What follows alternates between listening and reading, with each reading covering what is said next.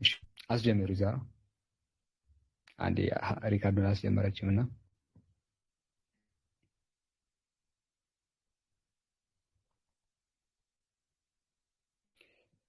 አየ ቢስሚላህ። እንግዲህ ዛሬ የምናየው በርካታ ጥያቄዎች ቢሆኑም ከጥያቄዎች መካከል አንዱ እንግዲህ ክርስቲያን ወገኖቻችን እስልምና ላይ የሚያነሷቸው ጥያቄዎችም አይደለም። በነገራችን ላይ ስድቦች መካከል አንዱ ምንድን ነው? ሌለቱ ጂን የሚባል አንድ ታሪክ አለ፣ ወይ ደግሞ ሱረቱ ጂን የወረደበት ምዕራፍ ነውና ወይ ደግሞ ታሪክ ነው እና እዛ ታሪክ ላይ ጂኒዎች ነቢ ሙሐመድ እንደዚህ አድርገዋል ወይ ደፍሯቸዋል የሚል ነገር እንግዲህ ይሄ ስድብ ነው። አክቹዋሊ ኦኬ፣ ስድብ ቢሆንም እንደዚህ የሚባል ታሪክ አለ ወይ? የምርም ከስድቡ ጀርባ እንዲህ የሚባል ታሪክስ አለ ወይ? ይሄ ነገርስ እውነት ነው ወይ የሚለውን እንግዲህ በደንብ ከዛ በኋላ ወደ ክርስትና ገብተን ደግሞ በርካታ ነገራቶችን እግዚአብሔር መጥተን ተመሳሳይ ነገር የምናነሳ ይሆናል። የመጀመሪያው እንግዲህ ወይ ደግሞ ጥያቄ አክቹዋሊ ጥያቄ አይደለም ስድብ፣ ይሄ ነው። ክርስቲያኖች እስልምናን ከሚሳደባቸው ስድቦች መካከል አንዱ ነው እና ይህንን ስድብ ኢምራን የሚመልስላቸው ይሆናል። ተመሳሳይ ደግሞ ክርስትና ላይ የምናነሳ ቀጥል ኢምራን። ጀዛከላ ሳላ አትምሩ አልሐምዱሊላህ። ከታ ያው ሹብሃውን ሰራችኋል። ቀጥታ ወደ መልሱ እንገባለን ማለት ነው። ያው መጀመሪያ ሐዲሱን ነው ማየት ያለብን። ሐዲሱን እንመለከተዋለን ማለት ነው። ሐዲሱ ይሄ ነው።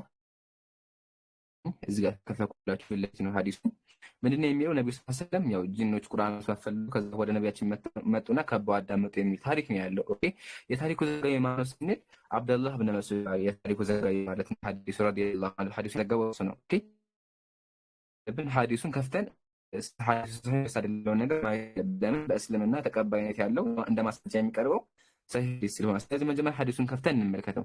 ሐዲሱን ከፍተን ስንመለከት መጽሐፍ ለማለት ነው ሐዲስ ቁጥር 3877 ወይም ደግሞ 3800 ትክክል ነው 3788 ሐዲሱ። ኦኬ እዚህ ሐዲስ ለታሪኩ ያለው ግን ሐዲሱን ካየነው በኋላ ከስር ምን የሚል ሐሳብ እናገኛለን? ተመልከቱ። ኢስናዱሁ ضعيف ይላል፣ ሐዲሱ ضعيف ነው ይላል። ኦኬ ضعيف ነው ከተባለ ተቀባይነት የለውም ውድቅ የሚል ትርጓሜ ነው ያለው። ኦኬ ሐዲሱ ضعيف እንደሆነ እንዳረሱ ልጨምርላችሁ። ያ መጽሐፍ ضعيف እንደሆነ ማለት ራሱ ታሪክ ራሱ መጽሐፍ በሌላ እትማት ይሄ መጽሐፍ ሙስነድ አህመድ ነው። ሐዲሱን ከፍተን ስንመለከት ሐዲሱን ከላይ ራሱ ሐዲስ ተመልከቱ። ታሪኩም አንድ አይነት ነው። ያው ከዛ ከሰወርዶ የሚላ ተመልከቱ። እዚህ ጋር ኢስናዱሁ ضعيف ይላል፣ ሐዲሱ ضعيف ነው። ስለዚህ ክርስቲያን ወገኖቻችን ነብዩን ለመስደብ ያመጡት ሐዲስ መጀመሪያ ስንጀምር ضعيف ነው። መጀመሪያ ስንጀምር ضعيف ነው። ለምን ضعيف ነው ከተባለ የሐዲሱ ዘጋቢ ሲጀመር ከብነ አባስ አልሰማ ከአብደላህ ብን መስዑድ አልሰማ። ኦኬ የሐዲሱ ዘጋቢ ቃል በቃል ከሱ ሰማሁ ብሎ አልተናገረም። ስለዚህ ካልሰማ እንዴት በሆነ እንደማስረጃ እንዳልሰማ ደግሞ ለም የስቡ ሰማሁ ምን ኢብኑ አባስ አለ ከአብደላህ መስዑድ መስማቱ አልተረጋገጠም ማለት። ስለዚህ የሐዲሱ ዘጋቢ ከአብደላህ መስዑድ ካልሰማ ማን ነገር? የመጀመሪያ ጥያቄያችን። ሁለተኛ ጥያቄያችን ደግሞ ምንድነው ከተባለ የሐዲሱ ተራኪ ነብዩ አብደላህ ብን መስዑድ በዛ ቦታ አልነበረም። ቃል በቃል ተመከሁ እዚህ ጋር ምን አለ? ያው ቃለ ለም አኩን ለየተል ጂኒ ማዕ ረሱሊላህ አለ በዛ ቀን ነብዩ ጋር አልነበርኩም አለ። ወደቱ አኒ ኩንቱ ማዕሰቡ እምኝ ነበርኩም አለ። ስለዚህ ካልነበረ እንዴት ነው ተቀመጠን ብሎ ታሪክ ሊተርክ ይችላል? ካልነበረ። ስለዚህ ሐዲሱ በዚህ አንግል ضعيف እንደሆነ እንመለከታለን ማለት ነው። ብዙ ضعيف የሆነበት ምክንያት አለ፣ ብዙ መጽሐፍቶችም አሉ፣ ግን ይሄ ይበቃል። ኦኬ ሲቀጥል እንዳልነበር ደግሞ ቃል በቃል ተናግሮ ያው ሀል አሐዱ ሚንኩም ለየተል አታሁ ለየተል ጂን አለ ቃል በቃል እናንተ ጋር ሸሂደ ነቢያችን የተመለከታለ ስለምንድነው ተመከው እዚህ ቃለላ አላየሁም። ሐዲሱ ደግሞ ሰሂህ ነው፣ ያው ሰሂህ ነው። ስለዚህ ካላየ እንዴት ቦታሪክ ይችላል? የመጀመሪያ ስለዚህ ክርስቲያኖች ነቢያችን የሰደቡበት መንገድ አያስኬዳቸውም። ይሄን ካየን ክርስቲያኖች ማስረጃ ብለው ያመጡት ሐዲስ ራሱ ነብዩን እንደዛ ነገር አደረጓቸው አይልም፣ ነብዩን ደፈሯቸው አይልም። በጣም ውሸት ነው። ኦኬ ውሸት ነው። እሱ እንዳሳያችሁ ሐዲሱ እንደም ነብዩን ፈጃአል የርከቡን ነብይ ነው የሚል ነብዩን መርከቡ የርከቡን የሚል ቃል አረበኛ ቃል የርከቡን የሚል ቃል። ይሄን ቃል ትርጉሙን ለማወቅ ማድረግ አለብን። ራሱን መጽሐፍ ከፍተን የሐዲሱ ዘጋቢ የርከቡን የሚለው ቃል ምን ማለት ፈልገው መጠየቅ አለብን። ያው እንግዲህ የርከቡን የሚለው ቃል ማለት አይደል እንደምናውቀው አሁን ነብዩን ጋለባችሁ ሲል ምን ማለት ተፈልጎበት ነው እንጠይቃለን። ስንጠይቅ እዛው መጽሐፍ ላይ ሙስነድ አህመድ ራሱ መጽሐፍ ተመልከቱ ምን ራሱ ሐዲስ አረበኛ ተመልከቱ የርከቡነ ማድረው አለ አየዝሐሙነ ነብያችን መክበብ ጀመሩ ወቅረቡነ ሚንሁ ወደ ነብያችን መቅረብ ጀመሩ እንጂ ክርስቲያኖች ደፈሯቸው የሚል ትርጓሜ የለውም። ይሄን ነው በዛው መጽሐፍ ላይ አሳይቻችኋለሁ። ሁለተኛ ማስረጃ ምን አቀርብላችኋለሁ? ያው አረበኛ ስለሆነ መቃረብ ይሄ መጽሐፍ ተመልከቱ ምንድነው የሚለው? ወፊ ሐዲስ የአቡ ሁረይራ ፔጁ ላሳያችሁ አንዴ ፔጅ 502 ላይ ምንድነው የሚለው? ወፊ ሐዲስ አቡ ሁረይራ እንደተረፈ ከሆነ እሺ ቃለ ፈኢዛ ዑመር ቀድ ረኪበኒ ዑመር ጋለበ አቡ ሁረይራ ዑመር ጋለበኝ አለ። ያኒ ትርጉም ለተለከ ታቢአኒ ተከተለ ማለት ስለዚህ ረኪበ ጋለበ የሚል ትርጉም ድሮ ከተባለ ታቢአኒ የሚል ትርጉም ነው። እንደምናውቀው አንድ ቃል በአረበኛ በጣም ብዙ ትርጉም ስለዚህ ታቢአኒ የሚል ትርጉም ተከተለ ማለት ተመቀቀጥሎ ምን እንደሚል እሺ ረኪብቱ ጋለብኩ ሲባል ረኪብቱ ጠሪቀሁ አሰረሁ ወጠሪቀሁ ኢዛ ተቢአሁ ሙልተሂቀን ቢ እሱን ከተከተለ አንድ ግለሰብ ጋለበው ሊባል ይችላል በአረበኛ። ስለዚህ ነብዩን ረኪበሁ ሲባል እንደተፈለገበት ምንድነው ከተባለ ቀርቦ ቁርአንን ማዳመጥ ጀመሩ ነው እንጂ ክርስቲያኖች እንዳሉት እሳቸው መጥፎ ነገር አደረጓቸው የሚል ትርጓሜ የለውም። ሐዲሱ ضعيف እንደሆነ ደግሞ አሳይቼ ነበርና ምን የሚል ሹብሃ ተነሳ። ضعيف ሌላ ሐዲስን ያሳየኸው የሚል ውሸት የሚመስል ነገር ተነስቷል። እስቲ ሐዲስ ቁጥሩን አንዴ እንመልከተው። እዚህ ጋር ያለው እነሱ ያመጡት ማስረጃ ተመልከቱ። 3778 ይሄ ሐዲስ ቁጥር እንዳደረሱ ይሄን ሐዲስ ይዘን ወደ ሌላ መጽሐፍ እንሂድ። ራሱ መጽሐፍ ሙሰለህ መውለድ ሌላ ስንመለከት ምንድነው ተመልከቱ። እዚህ ጋር ያው 3789 አንድ ከፍ እንበል አንድ ከፍ ምድር የምናገኘው 3788 እናገኝ። ከዛ ምን አዘቀታ እስናዱ ضعيف አለ እስናዱ ضعيف ነው ማለት። ስለዚህ ክርስቲያን ወገኖችን ሐዲስ ضعيف እንደሆነና ትርጉም ያልሆነ አስረድቻ። ስለዚህ መጣሹ በዚህ ተገንዝበናል። ሰዓት ያልቋል። ኢንሻአላህ በክርስትና ያለውን ደግሞ ሳላ ተናሐሰም ያሳየናል ማለት ነው። ቀጥታ ላይ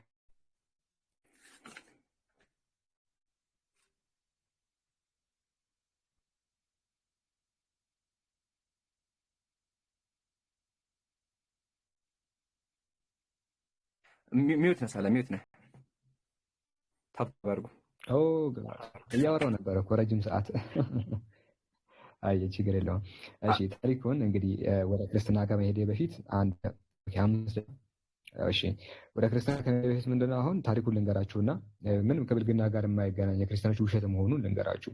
ቁል ኡሂየ ኢለየ አነሁ ኢስተመዐ ነፈሩን ሚነል ጂኒ ፈቃሉ ኢና ሰሚዕና ቁርአንን ዐጀባ እንዳሉ ሙሐመድ ሆይ እነሆ ከጂን የሆኑ ጭፍሮች ቁርአንን አዳመጡ፣ እኛ አስደናቂ የሆነን ቁርአንን ሰማን አሉ ማለት ወደ የተዋረደ ይላልና ከዚህ ታሪክ ምንድነው የምንረዳው? የአላህ መልእክተኛ ቁርአን እሳቸው ሲያነቡ ከበውት፣ በነገራችን ላይ ከበውት ቁርአንን እንደሰሙና አምነናል እንዳሉ ይናገራል። ቃሉ ኢና ቁርአንን አጀባ የሚያስደንቅ የሆነ ቁርአንን ሰማንና በኋላ አሉ ይላል። እሺ ስለዚህ አሁን ምንድነው የምንረዳው? እነዎች አዳው እንግዲህ በኋላ እንግዲህ ይነገራል። ክርስቲያኖች እንግዲህ ከብልግና ጋር ያገናኙት እንግዲህ ምንም ነገር የለም። በነገራችን ላይ አረብኛ ነው ቃሉ ነው። ሰው ረኪበ የሚል ነገር አሁን መታወቅ ያለበት ነገር ምንድነው ጋር እሱላችሁም በደንብ በእንትሩ የምንፈልገው ነገር ረኪበ የሚል ቃል ነው። እንግዲህ ረኪበ የሚለው ቃል አረብኛ ቃል ነው። ኦኬ አረብኛ ቃል እስከሆነ ድረስ አሉት።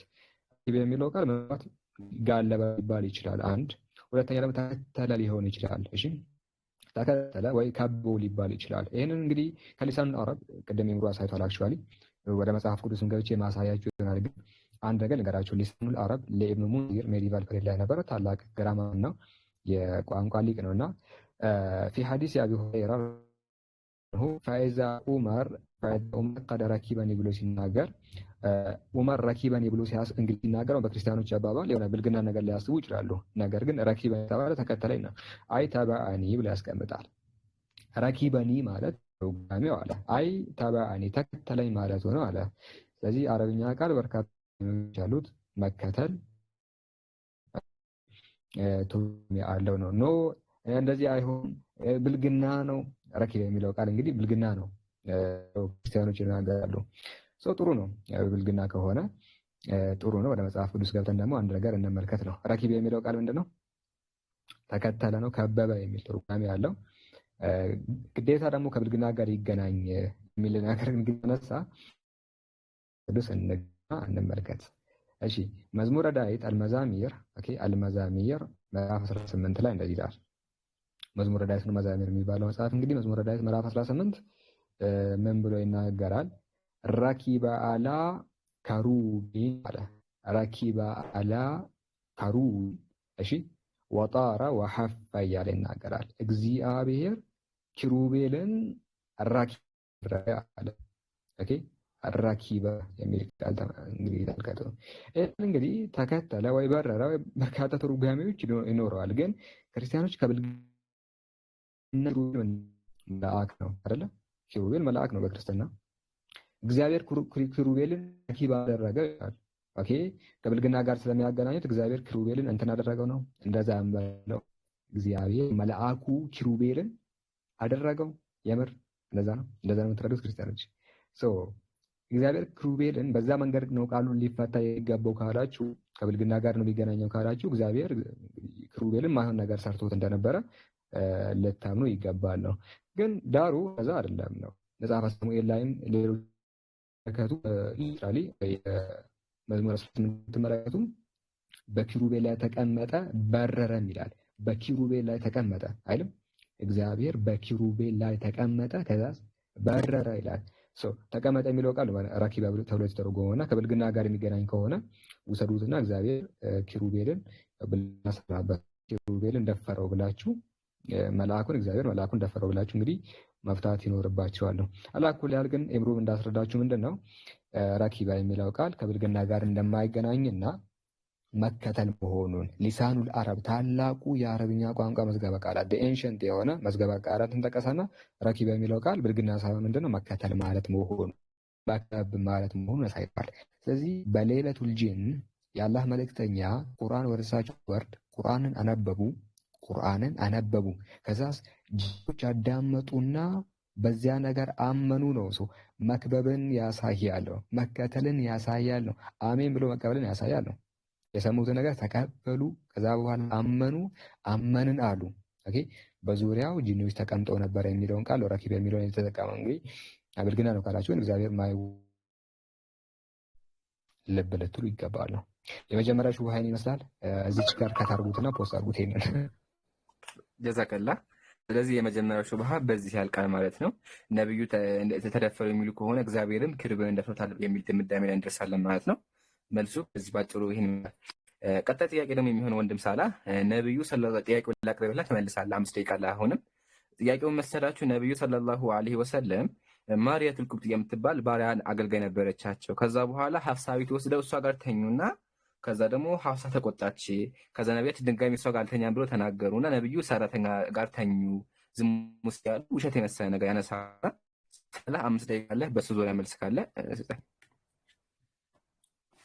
ቢስሚላህ። እንግዲህ ይህንን የሚያነሱት ከቁርአን ነው። ኦብቪየስሊ ሀሳቡ የሚነሳው ከዛ ስለሆነ ምዕራፍ 66 ቁጥር 1 ሱረቱ ተህሪም ላይ ምንድነው የሚለው? ያ አዩሃ ነብዩ ሊማ ተህሪሙ ማ አህለላሁ ኢለይክ ይላል። አንተ ነብይ ሆይ አላህ የፈቀደልህን ነገር ለምንድነው በራስ ላይ እርም የምታረገው ይላል። አንተ ነብይ ሆይ አላህ የፈቀደልህን ነገር ለምንድነው በራስ ላይ እርም የምታረገው ብሎ ይጠይቃቸዋል። ስለዚህ ነብዩ እርም ያደረጉት ግን ነገር መኖሩን እንግዲህ እንረዳለን ነው። ይህ አንቀጽ ምንም በተመለከተ ያወረደ ነው ከተባለ the most authentic መጽሐፍ የሚባሉ በእስልምና ታሪክ ከቁርአን ቀጥሎ ታላቁ መጽሐፍ ምንድነው? ሰሂህ አልቡኻሪ ነው። ኦኬ ታላቁ መጽሐፍ ሰሂህ አልቡኻሪ ነው። በሰሂህ አልቡኻሪ 507 ላይ ሱረቱ ተህሪም የወረደው እንግዲህ ነብዩ ከዘይነብ ቤት የበሉት ማር አለ። ሚስቶቹ ሲቀኑ እንግዲህ ሚስቶቹን ላለማስከፋት ማርን በራሳቸው ላይ እርም አድርገው እንደነበረ ይናገራል። ይሄንም ደግሞ አውቴንቲክ የሆነ መጽሐፍ ነው። ኦኬ ከቡኻሪ ቀጥሎ ደግሞ ታላቁ መጽሐፍ ምንድነው? ሰሂህ ሙስሊም የሚባል መጽሐፍ ነው። 1474 ላይ አንቀጹ የወረደበት ምክንያት ነብዩ በራሳቸው ላይ እንግዲህ የተፈቀደው እርም ስላደረጉ ነው ብሎ ያስቀምጣል። የተፈቀደውን ማር በራሳቸው እርም በማድረጋቸው ምክንያት አንቀጹ ወረደ ይላል። ሰሂህ ሙስሊም፣ ሰሂህ ቡኻሪ ደግሞ አውቴንቲክ መጽሐፍቶች ይሄንን ይናገራሉ። በተጨማሪ ሱነን አነሳኢ 3795ኛ ላይ ተመሳሳይ ነገር እናገኛለን። ሱነን አነሳኢ አሁንም 3958 ላይ አንቀጹ የወረደው እንግዲህ ማርም በራሳቸው ላይ እርም በማድረጋቸው እንደሆነ ይናገራል። ይሄ ምንድነው? ኬዝ ክሎዝድ ይባላል። ባጭሩ አንቀጹ የወረደው ለዚህ መሆኑን እንረዳለን። ታዲያ ሱረቱል ተህሪም ተፍሲር አልጀላለይን ላይ ተፍሲር አልጀላለይን ላይ የተቀመጠ ነገር አለ። እሱ ምንድነው? ያ አዩሃ ነብዩ ሊማ ተህሪሙ ማ አህለላሁ ለክ ሚን አመቲካ القبض ይላል لما وقعها في بيت حفصة وكانت غائبة فجاءت وشق عليها እያለ ይናገራልና የአላህ መልእክተኛ በሐፍሳ ቤት ከማርያ ጋር ሲገናኝ በኋላ ማርያም በራሳቸው ላይ እርም በማድረጋቸው ምክንያት አንቀጹ ወረደ የሚል ነገር ያስቀምጣል። ኦብቪየስሊ ይሄ ታሪካውን እንደ ታሪክ ተቀባይነት አለው ነው ወይ ከተባለ አይደለም ነው። ተቀባይነት የለውም ስንል የምር መጥቶ ነው ዛሬ የዛሬ 1000 ዓመት በኋላ ራሳቸው ሊቃውንቶቹ ምንድነው የሚሉ ሳዳ ታሪክ እውነት ሊያደርግ አይችልም። ሳዳ ታሪክን ሐሰት ሊያደርግ አይችልም። ሊቃውንቶቻችን እንዴት ያምናሉ? ይሄንን ተመለከተ በዛው ጊዜ የነበሩ ሊቃውንቶች ምን ይላሉ የሚል ነገር እናስቀምጥ። ኦኬ አሉበብ ፊ ዑሉም አልኪታብ የተሰኘው መጽሐፍ ላይ ቃል አልቁርጡቢ ቁርጡቢ እንዲህ አለ አሳሑ ሀዚህ አልአቅዋል ከሁለቱ ንግግሮች መካከል ከማርና ከማርያ እውነት የሆነው አሳሕ የሆነው ሀዚህ አልአቅዋል አወሉሃ የመጀመሪያው ትክክል ነው። ወአድዓፉሃ አውሰጡሃ ዳኢፍ የሆነው ደግሞ ሁለተኛው ነው አለ። ሁለተኛው የትኛው ነው? የማርያ ጉዳይ ነው። እዚህ የማርያ ጉዳይ እንግዲህ የሚናገረው ሐዲስ ምንድነው? ትክክል የሆነ ሐዲስ በፍጹም አይደለም ነው። ለዛ ነው ኢማም አልአረቢ ወይ ደግሞ ሊቅ አረቢ የሚናገር ኢብኑ አረቢ አህካሙል ቁርአን በተሰኘ መጽሐፍ ላይ ወኢነማ ሰሒሁ እውነተኛ የሆነው አነሁ ካነ ፊል አሰል ስለማሩ የሚናገረው ጉዳይ ነው ያሉ። ስለዚህ ሰሒህ የሆነው ሁለቱ አባባሎች መካከል ሂስቶሪካል ባክግራውንዶች መካከል ስለማሩ የሚናገረው መሆኑን ማን ይናገራል? ኢብኑ አረቢ ይናገራል። ሌላኛው አልጃሚዑል መሳኒድ ወሱነን ላይ ተመሳሳይ ዘገባ ይቀመጣል። ሐደተና እስማኤል ይቀመጣል። ከዛ በኋላ አንዱ አባስ ይቀመጣል። ሰነዱን በተመለከተ ሊቃውንቶች እዛው ጋር መጽሐፉ ላይ ወሁወ ዳዒፉን እያሉ ሙተሲሉ ወይ ደግሞ አንድ ረጁል ዳዒፍ መሆኑን ይገልጻሉ። አላኩል ያህል እሺኛው አተሕሪር ወተንዊር ላይ ምን የሚል ነገር ያስቀምጣል? ወሁወ ሐዲሱን ደዒፍ ይላል። ይሄ ደዒፍ የሆነ ሐዲስ ነው ይላል። ሌላኛው አንድ የመጨረሻ ጠቅስላቸዋለሁ። እሱም ሰሒህ ሙስሊም ቢሸርሕ ነዋዊ ታላቁ እንግዲህ ሜዲቫል ፔሪድ ላይ ነበረ ስኮላር ነው። ምን ብሎ ያስቀምጣል? ቃለል ዑለማዎች እንዲህ እዚህ ጋር ያለው መጽሐፍ ብሎ የከፈተላችሁ መጽሐፍ እና እዚህ መጽሐፍ ላይ ዑለማዎች እንዲህ አሉ። አሰሒሁ ፊ ሰበብ አኑዙል አልአያ አያቱ የወረደበት ትክክለኛ ሰሒህ በትክክለኛ ታሪክ ፊ ቅሰት ያሰል ስለማሩ የሚናገረው ነው። ስለ ማርያ የሚናገረው አይደለም ማለት። አልሙራዊያ ፊ ገይሪ ሰሒሐይን ሁለቱ ሰሒሐይን ውስጥ ያሌለው ታሪክ አይደለም ማለት። ወለም ተእቲ ቅሰቱ ማርያ ሚን ጠሪቅን ሰሒህ ስለ ማርያ የሚናገረው ሐዲስ አልመጣም። ሚን ጠሪቅን ሰሒህ በሆነ ታሪክ ሰሒህ በሆነ መንገድ አልመጣም ነው። ቃለ ናሳኢ እንዲህ አለ ታላቁ ስኮላር ኢስናዱ ሐዲስ አይሻ ፊ አሰል ጀይዱን ሰሒሁን ጋያ ይላል። አይሻ የተላከችው የማሩ ጉዳይ እጅግ በጣም አውቴንቲክ የሆነ ታሪክ ነው አለ። ማን አነሳኢ ይናገራል ነው። ስለዚህ ትክክለኛ ከሁለቱ አባባሎች መካከል አንዱ ስለ ማጋኑን እንግዲህ እንረዳለን። ያው ሰዓቱም ስላለቀ ዲቴል እነዚህ ማንበብ እንኳን አልችልም። አላኩ ግን ይመስላል። ጀዛከላ ሳላ እዚህ ጋር አንድ እንድጨምር የሚፈልገው ነገር ማርያ ምንድናት የሚለውን ከኔ ደቂቃ 5 ደቂቃ አለኝና ከኔ ደቂቃ ወሰድና ልስት ደቂቃና ማርያ ለነችን ምንድን ነበር የምትለውን ፖይንት ጥቀስልኝ። ኦኬ ቴክ ደቂቃ ከሰጠኸኝ ትንሽ ነገር መጨመር እችላለሁ። በቃ እንደዛ ከሆነ ማርያ ጋንስተና መልስ ሁለት ይበቃል። ኦኬ ግን የማርያ ጉዳይ እንደው ማርያ ጋር ተኙ ቢባል እንኳን ማርያ ለነብዩ ምንድናት? እንደው ክርስቲያኖች እንደሚሉት ጀስት ሰራተኛ ነገር ናት ወይስ በመካከላቸው ኢቭን የጋብቻ ግንኙነት ነገር አለ ወይ ስንል በፍጹም አለ። እሱን እናገኛለን ነው የሚያረጉት ሰራተኛ ምናምን ናት? በፍጹም አይደለችም። እሳቸውን በተመለከተ ምንድን ነው የሚሉት? ሰሒህ ሙስሊም 2543 ላይ ሰሒህ ሙስሊም 2543 ላይ እንዲህ ብሎ ይናገራሉ። ስለ ግብጽ ይናገራሉ። የግብጽ ምድርን በተቆጣጠራችሁ ጊዜ ይላል ፈኢዛ ፈተሕቱሙሃ ግብጽ ምድር ኦኬ በከፈታችኋት ጊዜ ፈአሕሲኑ አህሊሃ ህዝቦቹን በጥሩ ሁኔታ ያዟቸው። ፈኢነ ለሁም ዚመተን ወረሂማ እኛ ከነሱ ጋር ምን አለን? የጋብቻና እንዲሁ ደግሞ የደም ትስስር አለን። የደም ትስስር ከለና ግብጽን ስትቆጣጠሩ ባካችሁ ነዋሪዎቿን በጥሩ መልኩ ተንከባከቡ አሉ። ትሪት አድርጓቸዋል። ከነሱ ጋር እኛ ዚመተን ወሲሐረን አለን አለ። የጋብቻና የደም ግንኙነት አለን አሉ። ኦኬ እዚህ ጋር አሁን የደም ግንኙነቱ ምንድነው ብለን እንጠይቃለን። የደም ግንኙነቱ ምንድነው ካለን እንግዲህ የአላህ መልእክተኛ የዘር ሐረጋቸው ወደ እስማኤል ይመለሳል። እስማኤል የአጋር ልጅ ነው አይደለ? የአጋር ልጅ ነው። አጋር ደግሞ ግብፃዊ ናት። የአላህ መልእክተኛ ከግብጾች ጋር የደም ትስስር አላቸው። እስማኤል በኩል ወደ አጋር የሚሄድ አንድ በሉ። የጋብቻው ደግሞ ምንድነው? ወሲሐረን የሚባለው ምንድነው ከተባለ ኦኬ እዚህኛው መጽሐፍ ላይ ተመልከቱ። ኢክማሉል ሙዓሊም የሰሒህ ሙስሊም ሸርህ ነውና ኢክማሉል ሙዓሊም ላይ ገጹን ጀስት ቸኩል እዚህ ጋር ሙጀለዱን ገጹን መትቻላችሁ። ኦኬ የጋብቻ ትስስር ብሎ የጠቀሱት እኮ እነሱ አለ ወይም ሲሐራን ፈያኩ ማርያ አልቀብጥያ ወይ ደግሞ ኡሙ ኢብራሂም የኢብራሂም እናት የሆነችው ስለ ማርያ እየተናገሩ ነው ብሎ ያስቀምጣል። እንደው አንድ ነገር ልጨምርላችሁ። ሙስተድሪክ ቮሊዩም 4 ላይ ሱመ ተዘወጀ ረሱሉላህ ሰለላሁ ዐለይሂ ወሰለም ማርያ ኡሙ ቢንቱ ሸምዑን ይላል። የአላህ መልእክተኛ ማርያ ቢንቱ ሸምዑንን አገባት ይላል። ተዘወጀ አገባ ማዘጋጅ ይችላል። በመካከላቸው ጋብቻ የተዳረ ይናገራሉ። ሐዲሱ እንኳን ትክክል ነው ብንል በመካከላቸው እንግዲህ ምን አለ ትልቅ ሪሌሽንሺፕ አለ ነውና እንደዛ ልትረዱ ይገባል። ጀዛከላ ሳላህ ሰዓትን በተገቢ መንገድ ተጠቅመሃል። አሁን ደግሞ ክርስትና ላይ ያለውን ነገር ሴቶችን እያዩ ሰራተኞቻቸውን ሲደፍሩ የነበሩት እነማን ናቸው፣ ሲሰኙ የነበሩት እነማን ናቸው የሚለውን ነገር ላሳያቸው። 5 ደቂቃ ልውሰድ። አልሐምዱሊላህ ወከፋ። ያው መጀመሪያ ይህን ታሪክ ስናነሳ በክርስትና ውስጥ ይህን ነገር ሲያደርግ የነበረው ነብዩ ሳይሆኑ ሲያነበረው ማን ነው ከተባለ ዳዊት ነው። ዳዊት ደግሞ ምንድነው ከተባለ የእግዚአብሔር ነብይ ነው። እግዚአብሔር እንደ ልቡ ያለው መጽሐፈ ሳሙኤል ቀዳማዊ ምዕራፍ 13 ላይ እግዚአብሔር እንደ ልቡ የሆነ ሰው መርጧል። ዳዊት የእግዚአብሔር ልብ ተብሏል። በጣም ምርጥ ሰው ነው። ሲቀጥል ደግሞ የሐዋርያት ሥራ ምንድን ነው የሚለው ስለ ዳዊት ካረባስ እሱ ነብይ ስለሆነ፣ ስለዚህ በክርስትና ዳዊት ነብይ ነው፣ ንጉስ ነው፣ የእግዚአብሔር ነብይ ነው፣ የመጽሐፍ ቅዱስ ጸሐፊ ነው። እንደምናውቀው የእግዚአብሔር ነብይ ምን አደረገ ስንል አንድ ቀን በቤቱ ተቀምጦ ሳለ ሴት አየ፣ መንገድ ላይ ሸዋ ስትወስድ አያት። እሷን አይቶ ሚስት ባላት ባሏን አስገድሎ እሷ ጋር ተኛ፣ ዝሙት ሰራ።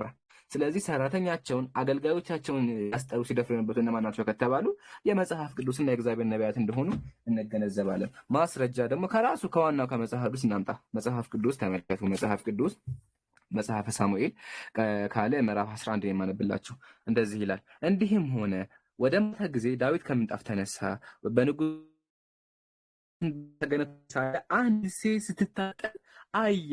ሴቲቱ መልካም ነበረች፣ ሻርሶት አያት። ከዛሳ ቆንጆ ነበረች ሴትዮዋ። ዳዊትም ልኮ ስለ ሴቲቱ ጠየቀ። አንድም ሰው ይቺ የኤልያብ ልጅ የኬጢያዊ ኡሪ ሚስት ቤርሳቤ አይደለችምን? ዳዊትም መልእክተኛ ልኮ አስመጣት። ወደ እርሱ ገች ከእርሷም ደስታ ስለ የወር አበባ ያልነበረች ሴትየቱ ወር አበባ አልነበረችም። ከዛ ከእርሷ ጋር ተኛ፣ ወደ ቤቷ ተመለሰች፣ ሴቲቱም አረገዘች አለ። ስለዚህ ሴቶችን እየጠሩ ሻሽ ውስጥ እያዩ ሲደፍሩ የነበሩት ማናቸው ሲባል የመጽሐፍ ቅዱስ ጸሐፊ ሆነው እናገኛለን። ስለዚህ ክርስቲያን ወገኖቻችን ፕሊስ እስልምናን ከመተቸታችሁ በፊት እንደ መጽሐፋቸውን ገልበጥ እያደረጋችሁ ብታነቡ ጥሩ ይመስለኛል ማለት ነው። ይገርማችኋል፣ ይህን ነገር በዚህ እግዚአብሔር ተቆጥቶ ነበር። ምን ተቆጣ? እዚህ ጋር ታሪኩን ተታቁታላችሁ። ይሄ አላነበብም ግን ይሄ እስከሽ ታቁትና አንብቡት ከፈለጋችሁ በኋላ። እዚህ ጋር እግዚአብሔር የተቆጠበ ቁጣ አለና ለምን እንደዛ አረክ ብሎ ሚስቶቹን ያስደፈበታል እግዚአብሔር እና ይሄን ያዙልኝ። ስለዚህ ሴቶችን ያዩ ደፈኝ ነብለ ቃሉ ይቅርታ ማን ነው ከተባለ የመጽሐፍ ቅዱስ ነቢያት ነው። አንድ ማስረጃ ደግሞ ልጨምርላችሁ። መጽሐፍ ቅዱስ ተመልከቱ። አሁንም መጽሐፈ ሳሙኤል ካይላ አንድ ታሪክ እናገኝ። ታሪኩ ምንድነው? አንድ የዳዊት ልጅ አለ። እሱ ማን ነው? አቤሴሎም የሚባል ልጅ ያለ። አቤሴሎም እህቱን ይደፍራል። ጀማ የዳዊት ልጅ ነው፣ እህቱን ይደፍራል። ሰምታችሁኛል?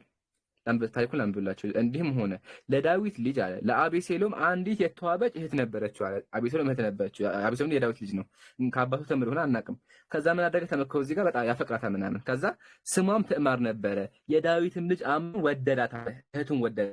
ከዛ አምኖን ከእህቱ ከተማ የተነሳ እስክታምር ተከዘ፣ በጣም አፈቅራት። ከዛ ተመከው እዚህ ጋር ምን እንዳደረገ አቆት የታመመ መስሎተኛ። ከዛ ከተኛ በኋላ ያም ይበላም ዘንድ እዚህ ጋር ተመከው ይበላም ዘንድ አምኖ ወዳለችበት እፍኝ አገባችው። ይበላም ዘንድ መብሉን አቀረበች። እሱ ያዛትና እህቴ ሆይ እህቴ ነይ ከኔ ጋር ተኝ አላት።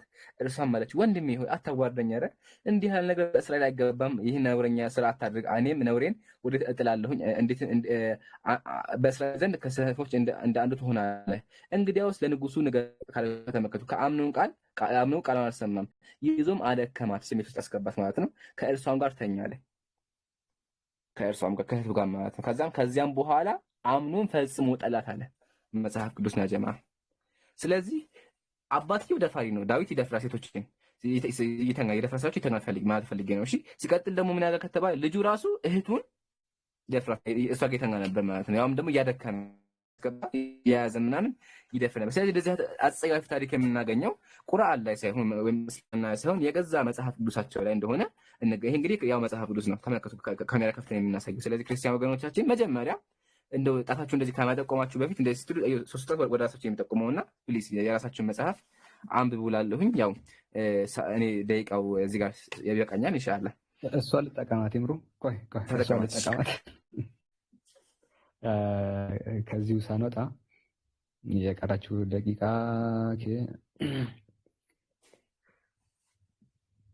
ቶሎ በይ እየሄደችብኝ ነው። አግኝቼዋለሁ።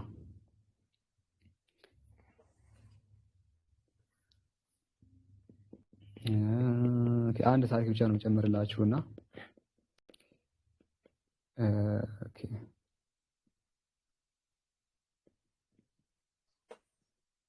አይ አልቋል በቃ። እሺ አይ ፓውዝ አድርጌልህ ችግር የለውም በቃ ነው። ግን ኦኬ ሰዓት አየ ይጠቀም ታሪክ ማስታወስ ነው ላውጣልህ ነው ኦኬ ትንቢተ ሆሴዕ ምዕራፍ 1 ላይ እግዚአብሔር አንድ ነገር ያዛል። ትንቢተ ሆሴዕ ምዕራፍ 1 ላይ እንግዲህ ሆሴዕ እና ልጆቹ ሚስትና ልጆቹ የሚል ነገር እንግዲህ ያስቀምጣል። ቁጥር 2 ላይ ምን ይላል መሰላችሁ? እግዚአብሔር በሆሴዕ አማካይነት አለ። እግዚአብሔር በሆሴዕ አማካይነት ለእስራኤል ሕዝብ ቃሉን ማስተላለፍ ሲጀምር ሆሴዕን እንዲህ አለው፣ ሕዝቤ ከእኔ ተለይቶ አጸያፊ የሆነ የዝሙት ስራ በመስራት ላይ ይገኛል። እንግዲህ አንተም ሂድና ዘማዊ ሴት አግባ፣ ከእርሷም የዝሙት ልጆችን ውለድ ይላል። እንግዲህ ወደ ዝሙት እንደሚያዝ ሂድና ዘማዊ ሴት አግባና ከእሷ የዝሙት ልጆችን ውለድ ብሎ እንግዲህ ቃል በቃል ሲያዛቸው እናያለን። በሌላም ቦታ ደግሞ ምንድነው እዚህ ጋር ስትመለከቱ እግዚአብሔር ሂድና ፍቅረኛ ያላትን ሴት ውለድ ይለዋል። ተመልከቱ፣ አንተም እንደዚሁ ፍቅረኛ ወዳላት ሴት ሄደ ውለዳት ይላል። ፍቅረኛ ወዳላት ሴት አመንዝራ ሴት ሂድና ውለዳት፣ ከእርሷም ደግሞ የዝሙት ልጆችን ውለድ ብሎ ያዘዋል። አክቹዋሊ ወደ ዝሙት ሲያዝ እንደነበር እናያለን። አላኩልህ ግን ይሄን ይመስላል። መቀጠል ትችላለህ። ጀዛከላ ሲያዝ የነበረው እግዚአብሔር እንደሆነ አይተናል። እሺ ቀጣይ ጥያቄ ደግሞ የህፃናት ጋብቻ ወይም ደግሞ አያተ ጠላቅ ነው ሹብሃው። እስቲ ሹብሃውን አቅርብላቸውና ወደ መልሱ ልግባ። ጥያቄውን ንገራቸው። ጥያቄውን አቅርበው።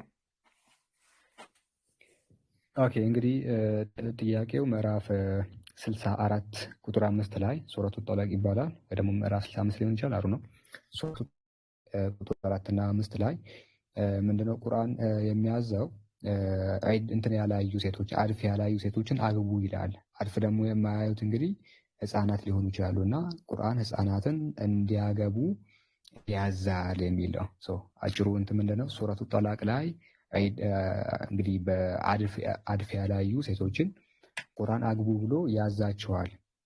ስለዚህ ሙስሊሞች ህፃናት ማግባት ይችላሉ ይላል ቁርአኑ እያሉ እንግዲህ ይናገራሉ። የምር ቁርአኑ እንደዛ ነው እያለ ያለው የሚለውን እንግዲህ የምናየው ይሆናል። ቀጥል ኢምራን። እሺ አመሰግናለሁኝ። ወደ መልሱ ቀጥታ ልግባ ማለት ነው። እሺ አልሐምዱሊላህ ወከፋ። ሰዓት ጀምሯል። ያው መጀመሪያ በእስልምና ህፃናትን ማግባት አይፈቀድም፣ ካልደረሱ አይፈቀድም። አንድ መጽሐፍ ልጠቅሽ ልጀምርላችሁ። ኡምደቱል ቃሪ ሸርህ ሰሒህ ቡኻሪ። ይሄ መጽሐፍ ተመልከቱ። በድረዲን እብነ መሐመድ ነው ጸሐፊው፣ አላህ ይዘንላቸውና ማለት ነው። ፔጅ 189 ላይ እንደዚህ ተመልከቱ። እሺ ፈኢዛ ቃረበቲል ቡሉግ አለ። አንድ ሴት ወይም አንድ ሴትዮ ለጉርምስና ደርሳ ከሆነ ወካነ ጀሲመተን ጠንካራ ከሆነች ተህተሚሉል ጂማ ጋብቻን የምትችል ከሆነ ጂማን የምትችል ከሆነ ፈሊዘውጂሃ የድኹለ ቢሃ ባሏ እሷ ጋር ለይተን ፈለጋባ ይችላል ካለ በኋላ ወኢላ ካልሆነ ማለት ካልደረሰች ለአቅመ ሔዋን ካልደረሰች መናአሃ አህሉሃ ሐታ ተህተሚለ ለጋብቻ እስከምትደርስ ድረስ ቤተሰቦቿ ይከለክሏታል። ስለዚህ በእስልምና አንድ ሴት ማለት አለ ለጋብቻ ነው ሲስተነከር ነው እንጂ ህፃን ሆና ካልተነከረች አታገባም ማለት ነው። ኦኬ ይሄን ያዙልኝ። እሺ ይሄን ካየን ቁርአኑ ስለምንድን ነው የሚያወራው የሚለውን ሐሳብ ደግሞ እንመለከት። ተመልከቱ እንደዚህ ይላል ወላኢ የኢስነ ሚነል መሒድ ሚን ኒሳኢኩም አለ።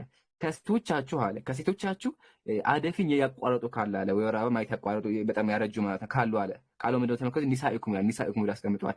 ኒሳ የሚለው ቃል በአረበኛ ትርጉሙ ምንድነው ደግሞ ካለን ሊሳነ አረብ ተመልከቱ የአረበኛ ቋንቋ በቃ ትርጉም ማለት ተመልከቱ እንደዚህ ይላል። እሺ ፊልሙ ፍራዳት አኒሳ ወን ጀምኡል መርአ አለ። ሴት የሚለው ቃል ወይም ኒሳ የሚለው ቃል በአረበኛ ላይ ጀምኡል የሴት ወይም የመርአ ብዜት ነው። ኒሳን መርአን በአማርኛ ትርጉም አለ። በአረበኛ ግን ልዩነት አለ። ኒሳና መርአ በአረበኛ ልዩነት አለው። በአማርኛ ግን ሁለቱም ሴት ነው አይደል? እንደምናውቀው ተመልከቱ እዚህ ጋር ምንድን አኒስዋኑ ካለ በኋላ ጀምኡል መርአ የሴት ወይም የመርአ ብዜት ነው አለ። ኦኬ አንድ ሴት መርአ የምትባለው መቼ ነው ደግሞ ስንል አይሻ እንዳለችው ከሆነ ሱነቱ ቲርሚዚ አንድ ሐዲስ አለ። አይሻ ምን አለች? ኢዛ በለገል ጀሪየቱ 9 ሲኒን አለ። አንድ ሴት 9 ዓመት ከሞላት ፈህየ ምርአ እሷ ሴት ናት። ስለዚህ እንደምናየው ምንድነው ከተባለ አንድ ሴት 9 ዓመት ከሞላ በኋላ ሴት እንደምትባል እንነጋገር። ስለዚህ ከ9 ዓመት በላይ እንደሆኑ ከዚህ አየን ማለት ነው። ይሄን አንቀጹ ስለምንድን ነው የሚያወራው ነው? አንቀጹ ስለምንድን ነው የሚያወራው ከተባለ መፍትሄ እያስቀመጠ ያለው ችግሩ ምንድነው ከተባለ ፍቺ የሚባል ነገር አለ። ኦኬ ፍቺ አንድ ሴት ባሏ ጋር ስትፋታ ሳታገባ መቆየት ያለበት ጊዜ አለ። ኦኬ ለምን? ያው ሌላ ሰው ስታገባ ልጁ እንትን እንዳይል ማለት መቆየት ያለበት ጊዜ አለ። ኦኬ የወር አበባ ያየች ከሆነ 3 ወር ነው ይደዋል። ያላየች ደግሞ ከሆነ 3 ወር ነው ይደዋል። እዚህ ጋር ለችግር መፍትሄ አስቀመጠ። ምሳሌ አንድ ሰው ቢሞት ሰውነቱ እጣውት ብዬባ ሰዎች እንግዲህ ማለት አይደለም በጣም አይደለም። ግን ይሄ ነገር ኢንኬዝ ቢፈጠር አንድ ሰው ቢሞት ምን አድርጉ ነው ማለት ነው ጠው አይደለ? በዚህ መንገድ ደግሞ አምላካችን ምን አለ?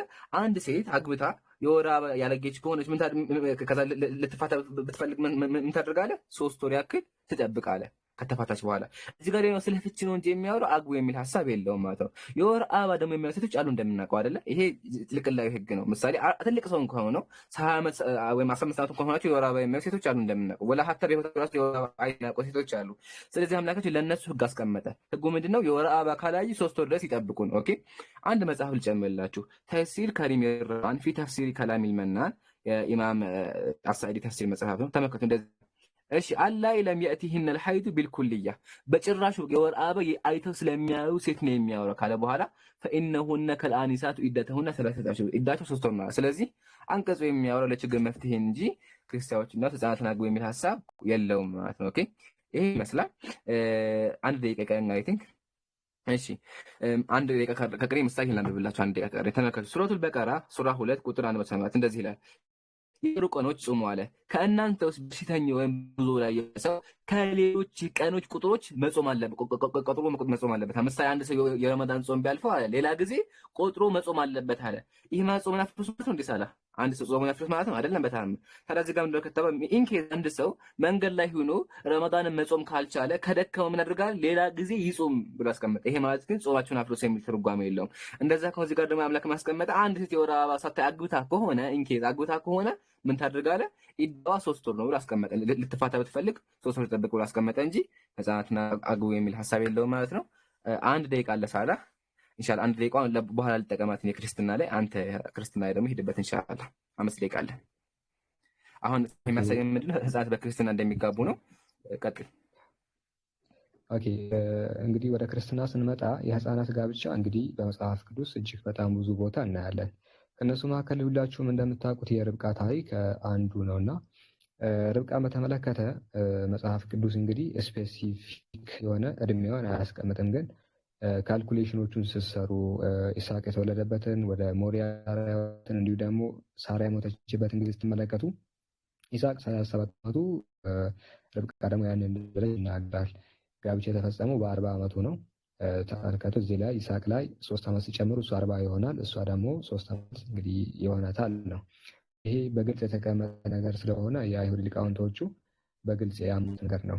ለምሳሌ አሁን ራሺ የተሰኘ አይሁዳውያን መጽሐፍ እንመለከትበት ጊዜ ምን ይላል? ተመልከቱ when Abraham came back from Mount Moriah አብርሃም ከሞሪያ በተመለሰ ጊዜ he was given the news of Rebekah's birth ስለ ርብቃ መወለድ ይናገራል ነው። since I died at that time ሳራ ደግሞ በዛ ጊዜ ሞተች ነው። we know that Isaac was 37 years old. The scripture tells us she was 90 when Isaac was born. አይዛክ በሚወለድበት ጊዜ እሷ 90 ዓመት እንደሆነች እንግዲህ ይናገራል ነው። እሱ ደግሞ 100 ዓመቱ እንደሆነ ይናገራል ካለ በኋላ 27 ዓመት ነበረ እሷ ስትሞት አለ። he was 27 when she was died. At that time Rebecca was born and he waited until she was 3. ከዛ ከተወለደች በኋላ 3 ዓመት እስኪሞላት ድረስ ጠበቃትና አገባት ይላል። 3 ዓመት እስኪሞላት ድረስ ጠብቆ አገባት። ስለዚህ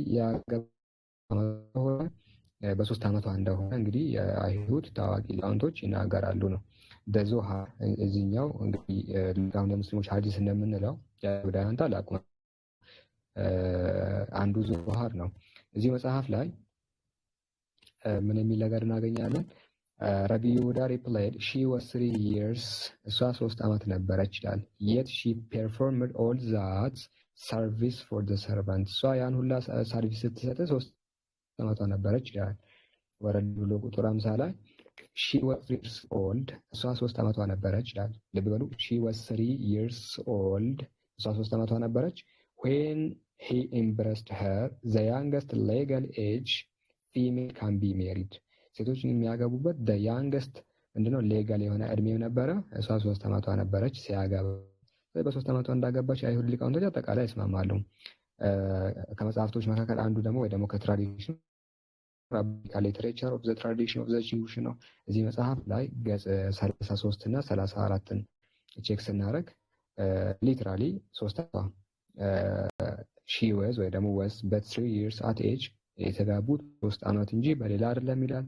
በሌላም ቦታ he had waited እሱ ጠበቃት for her እሷን ጠበቃት 3 years 3 ዓመት ጠበቃት till she was fit for the marriage he took her to wife 3 ዓመቷን እንግዲህ ጨርስ ሚስት አድርጎ ያዛት ይላል እና ይሄ ደግሞ በአይሁዳውያን የተለመደ መሆኑን በ3 ዓመት እንግዲህ ሴት ልጅ ለጋብቻ ትደርሳለች ተብሎ እንደሚታመን ቃውንቶችን ጠቅሶ ያስቀምጣል ነው የመሰል ነገራቶች ክርስትና እንጂ በእስልምናችን የተከለከሉ ህፃናት ማግባትም በእስልምናችን እኛ ሙስሊሞች እንቃወመዋለን ነው።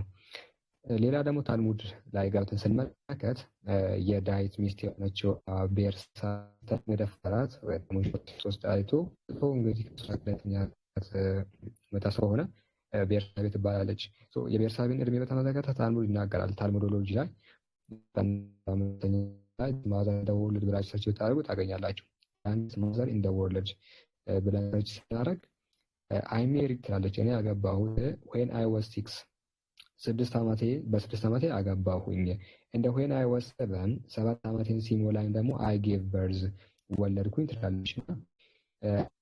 ይሄንን ከራሳችን ስናሳያችሁ እዚህ ጋር ይመስለኛል ሴንደሪን 69ኛው ቢ ላይ ቤርሳቤ ትናገራለች። እንግዲህ ቤርሳቤ ቤትሻቤ እንደዛ ከተነበበ እሷ ምን ትላለች? gave birth to ሰለሞንን የወለደችዋ when she was 6 እንግዲህ ቤርሳቤ ሰለሞንን ስትወልድ ይላል እንግዲህ መጽሐፉ 6 ዓመቷ እንደጨረሰች ነው የሚል ነገር ይናገራል። because a woman is stronger ሴቶች ጠንካራ ናቸው and can conceive at earlier age ጥንት ዘመን ሴቶች ጠንካራ ስለሆኑ በለጋ እድሜያቸው ወይ በህፃንነታቸው እንግዲህ ማውለድ ይችላሉ ብሎ ያስቀምጣልና ቤርሳቤ gave birth to ሰለሞን when she was 6 ዓመቷን እንደያዘች ነው ሰለሞንን የወለደችው። ሰለሞንም ነብይ ነው። 6 ዓመቷን አድርጎ ያስወለዳትን አካል ማን ነው? ይሄ ዳዊት የሚባለው እሱ ነብይ ነው። ነው ነገራቶች የምናገኘው ከመጽሐፍ ቅዱስ ሆነ አንድ ያብጀም ከቺን ነገር ባሳያችሁ ደስ ይለኛል። አንድ ደቂቃ ጨምርልኝና ኦኬ አንድ ነገር መጽሐፍ ቅዱስ ላይ ገብቼ መጽሐፍ ቅዱስ ላይ ተመልከቱ። መጽሐፍ ቅዱስ መኃልየ ምዕራፍ 8 ቁጥር 8 ላይ ትንሽ እህት አለችን ይላል። ትንሽ እህት አለችን፣ ልብ በሉ፣ ትንሽዬ እህት አለችን፣ ጡትም ገና አላወጣችም። ትንሽዬታችን ጡትም ገና አላወጣችም። ስለ እርሷ በምንጠየቅ ጊዜ ምን ማድረግ እንችል ይሆን ብሎ ይላል እና ትንሽዬ እህት አለችን፣ ጡት ደግሞ ገና አላወጣችም እና ስለ እርሷ ብንጠየቅ ይላል። ምንድነው ብለን ወረድ ብለን ስናየው እንደዚህ ይላል። በጥንት የቅርብ ምስራቅ ሀገሮች በተለይ የጋብቻን ጉዳይ በመከታተል ረገድ ወንድሞች ለእህቶቻቸው ኃላፊ የሆኑ ነበረ ብሎ ዘፍጥረትን ይጠቅሳል። ስለ እርሷም በምንጠየቅበት ቀን ብዙውን ጊዜ የጋብቻ ስምምነት ለአካለ መጠን ከመድረስ በፊት ይደረግ እንደነበረ ያመላክታል አለ። እንግዲህ ለአካለ መጠን ወደ ጉልምስና ከመድረሳቸው የተስቀድሞ ይደረግ እንደነበረ አንቀጹ ያስረዳል። ስለዚህ ገና ጡት ያላጡት ነገራቶችን ወደ ጋብቻ ሲገቡ እንደነበረ መጽሐፉ ተናገረ። ስለዚህ እናንተ ተነሳችሁ ይህን ነገር በፍጹም ልትቃወሙ አትችሉም። የምትቃወሙ ከሆነ የገዛ መጽሐፋችሁን ከማቃወምና ዲስትሮይ ከማድረግ ውጭ ምንም ነገር አታመጡም ነውና ይህን ይመስላል። የምራ መቀጠል ጽፈዋል።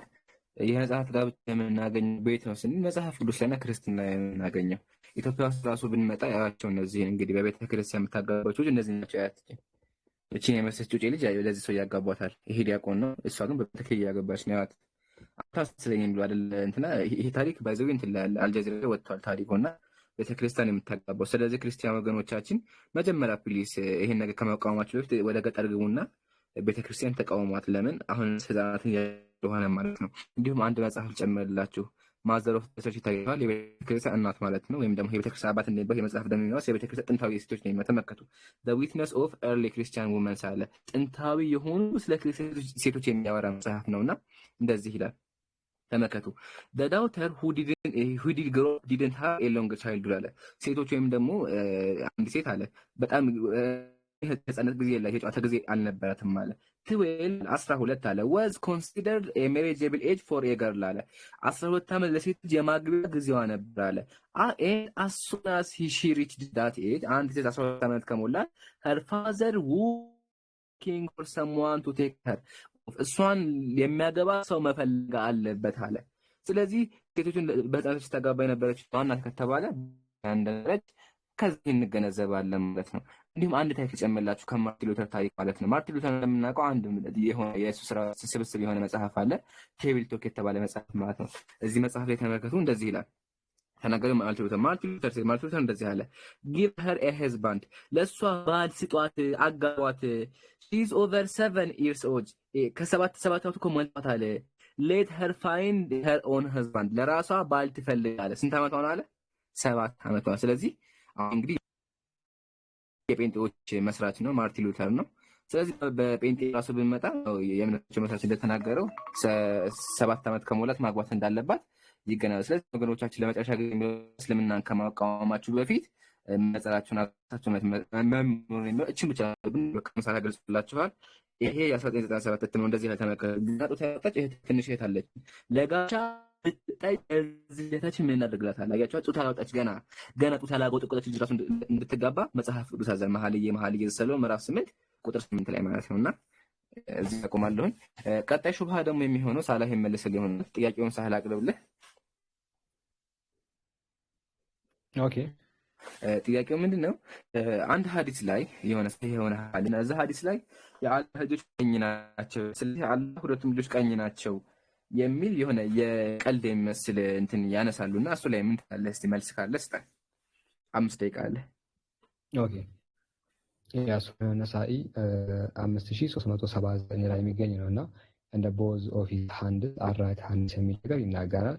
ወኪልታ ያደህ የሚን አለ ወኪልታ ያደህ የሚን እና ሁለቱ ቀኝ ናቸው ነው። ሊትራሊ ሁለቱ ቀኝ ናቸው የሚል ነገር ያስቀምጣል። ግን ቀኝ ናቸው ሲባል እንደው እናንተ እንደተረዳችሁት በአንድ አቅጣጫ ያሉ ናቸው ወይ ስንል ፍጹም አይደለም። ልናቅም እንችለው ከተባለ ሳሂህ ሙስሊም 2788 ላይ አላህ ሰማያትን በትንሣኤ ቀን ኦን ሂዝ ራይት ሃንድ ያደርጋል፣ ሰማይን በቀኝ እጁ ይይዛል፣ ምድርን ደግሞ ኦን ዘ ሌፍት ሃንድ በግራ እጁ ይይዛል ይላል። አላህ ሰማያትን በቀኝ እጁ ይይዛል፣ ምድርን ደግሞ በግራ እጁ ይይዛል ይላል። ኦን ዘ ሌፍት ሃንድ ከዛ ማን ነው ንጉሱ ከኔ በስተቀር ይላል የሚል ነገር እንግዲህ ይናገራል። ራይት ሃንድ ሌፍት ሃንድ ወደ ያስቀምጣል። ራይትም እንዲሁ ደግሞ ሌፍት ሃንድም እንዳለው እንግዲህ ይናገራል። ግን ጌታ አምላካችን ሌፍትም ካለው ራይትም ካለው ሁለቱም ልጆቹ ቀኝ ናቸው መባሉ ስለምንድን ነው ከተባለ ቀኝ የሚለውን እንግዲህ ቃል ላይ ነው ዋና ቁልፍ ያለው። ወኪል ለደህ ሱብሃነሁ የሚል ሲባል ለጌታ አምላካችን መለኮት ልጆቹን ቀኝ ናቸው ሲባል ምን ማለት ነው? አለ ቀኝ የሚባለው ነገር አሁን ከምን አኳያ እንደሚነገር ልንገራችሁ። አነሁማ ይላል እነርሱ እኮ አለ አነሁማ ኦኬ ቢሲፈቲል ከማል ላ ነቅሳ ፊ ዋሂድ ሚንሁማ አንዱ ከአንዱ አያንስም ማለቱ ነው። ለምሳሌ አሁን እኔ ቀኝ እጅ እንግዲህ አንዳንድ ሰው የቀኝ እጁ በጣም ስትሮንግ ይሆናል፣ የሚጽፈውም ሁሉ ነገሩ ፐርፌክት የሚሆነው በቀኝ እጁ።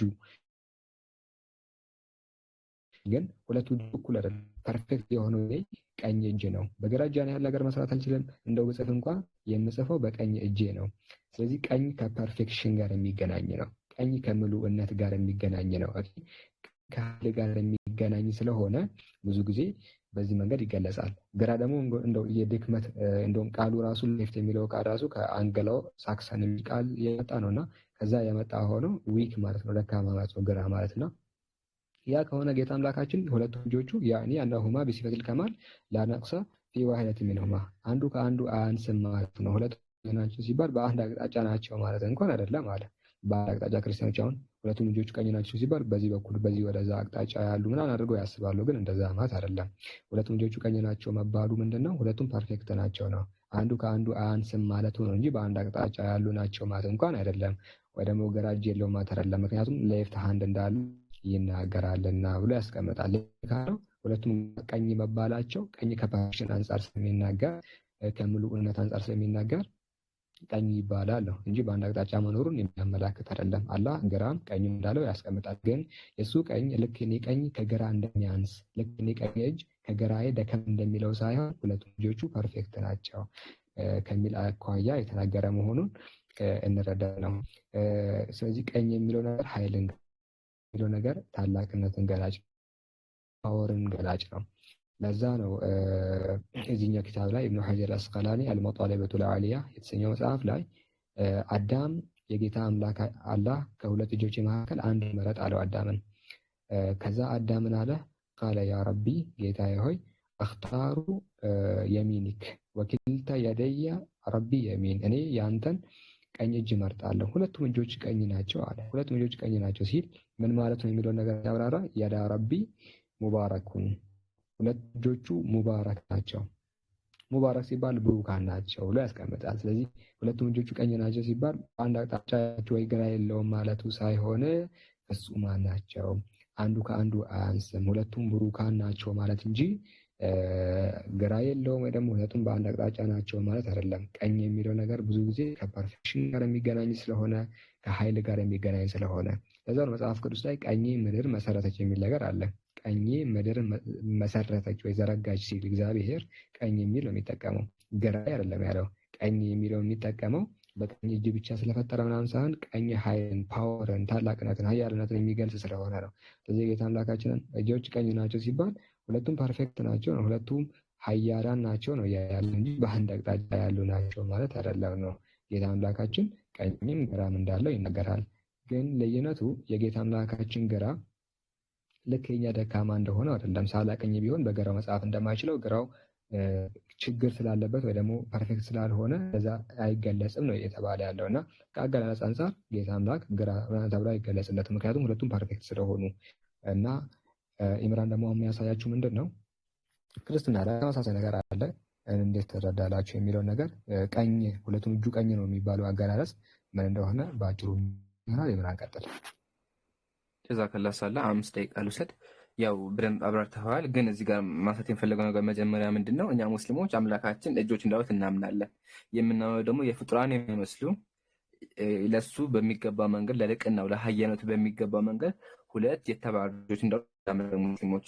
ይህ መጽሐፍ ተመልከቱ። ሸርሁል ማቱሪዲ ቃል ነው ምንድን ነው የሚለው? እሺ ወአጅማ ሰለፉ አላ ኢትበት የደን ይላል። ለአምላክ እጅ መራገጥ ሙሉ ሰለፎች ተስማምተዋል ካለ በኋላ ፈጅቡ ኢስባቱሃ ለሁ ቢዱኒ ሐሪፍ ትርጉሙን ሳለውጥ የለውም ሳንል በቃ ለአምላካችን ለልቅናው በሚገባው መንገድ እና ተመልከቱ ከማ የሊቃኒ ቢሂ ለልቅናው በሚገባ መንገድ አምላካችን ሁለት የተባረኩ እጆች እንዳሉት እናምናለን ሙስሊሞች። እንደኛ ሃይማኖት ከፍጡራን የራቁ እንደሆኑ እንገነዘባለን። ተመሳሳይ ምጎት ክርስትና ላይ ላንሳ። እሱም የትኛው መጽሐፍ ላይ መሰለኝ? እዚህ መጽሐፍ ላይ ይሄ መጽሐፍ ተመክሩ አቡነ ሀብተ ማርያም ገድላቸው ነው። ይሄ መጽሐፍ የኢትዮጵያ ኦርቶዶክስ ቤተክርስቲያን መጽሐፍ ነው። አንድ ታሪክ እናገኛለን እዛ መጽሐፍ ላይ ማለት ነው። ታሪኩን ብላት እንደዚህ ይላል። ታሪኩ ምዕራፍ 17 ላይ ያለው እንደዚህ ይላል። የሞዓብ ሰዎች አጋዝ ባጠኑባቸው ጊዜ ጦርነቱን ባነሱባቸው ጊዜ እግዚአብሔር ጩኸታቸውን ሰምቶ ሁለት እጁ ቀኝ የሆነ የጌራ ልጅ ናኦድን መድኃኒት አድርጎ አስነሳለ። ሁለት እጁ ቀኝ የሆነ አለ። ይሄ ማለት እንደው ናኦድ ንጉስ ናኦድ በክርስትና እጁ እንደዚህ ማለት ነው? ናኦድ እንደዚህ ነው ማለት ነው እንዴ? እኔ አይመስለኝም መሰላችሁ፣ ያጠራጥራል። ግን መጽሐፉ ምንድነው? ሁለቱም እጆች ቀኝ ናቸው። ሁለቱም እጁ ቀኝ ይሆናል። ሁለቱም እጅ ቀኝ ይሆናል። ስለዚህ በእነሱ አንግል ከሄድን ይሄ ንጉስ ዳዊት እንደዚህ ነበር ማለት ነው። ዋው እንደዚህ ነበር ማለት ነው። እና አያስኬድም። ተመሳሳይ ምጉት የሚያሰምደው በክርስትና እግዚአብሔር እጅ አለው፣ ምንም ክርክር የለውም። እሱ ላንሳላችሁ እንድታዩት ጀስት ማለት ነው። መጽሐፈ ሚላድ ምዕራፍ 10 ቁጥር 7 ላይ ምንድነው የሚለው? በዚህ ላይ ያለው በአዳም ላይ ያለው መልኩ ሁሉ አለ በአብና በወልድ ላይ አለ። እንግዲህ የክርስቲያኖች አምላክ ናቸው አብና ወልድ ማለት ነው። ራስም ቢሆን ገጽም ቢሆን ጆሮ፣ አይን፣ አፍንጫ፣ ከንፈር ቢሆን እጆችና እግሮች ቢሆኑ ለአብ ለወልድ ለመንፈስ ሙሉ አካል አላቸው አለ። ስለዚህ በክርስትና ራሱ እግዚአብሔር ሙሉ አካል አለው ማለት ነው። ይስሉታል ራሱ ስዕል አላቸው አይደል እንዴ? እዚህ ጋር የምናየው እንግዲህ የእግዚአብሔር ስዕል ነው። ሶስቱ እግዚአብሔሮቻቸው እዚህ ጋር ያው እንዳው እጃቸው እንደዚህ ብሏል ራሱ። ስለዚህ ክርስቲያኖች ያምናሉ አምላክ እጅ እንዳለው ምንም ጥርጣሬ የለውም። በል ከእጅም አልፎ እግዚአብሔር ከርስ እንዳለው እኮ ያምናሉ። ይሄ ነገር ከባድ አይደለም በክርስትና። መጽሐፈ ሰይፈ ስላሴ ተመልከቱ። ልሳነ ግዕዝና በአማርኛ የመጽሐፍ ይሁት ፔጅ 297 እንደዚህ ይላል። ለስኩም አለ በግዕዘኛ ለከርስክሙ ለከርሳችሁ ነው አብ ወልድ መንፈስ ቅዱስ ሆይ የፍጡራን ሁሉ ከፈጠረ ለማይመረመር ከርሳችሁ ሰላምታ ይገባል።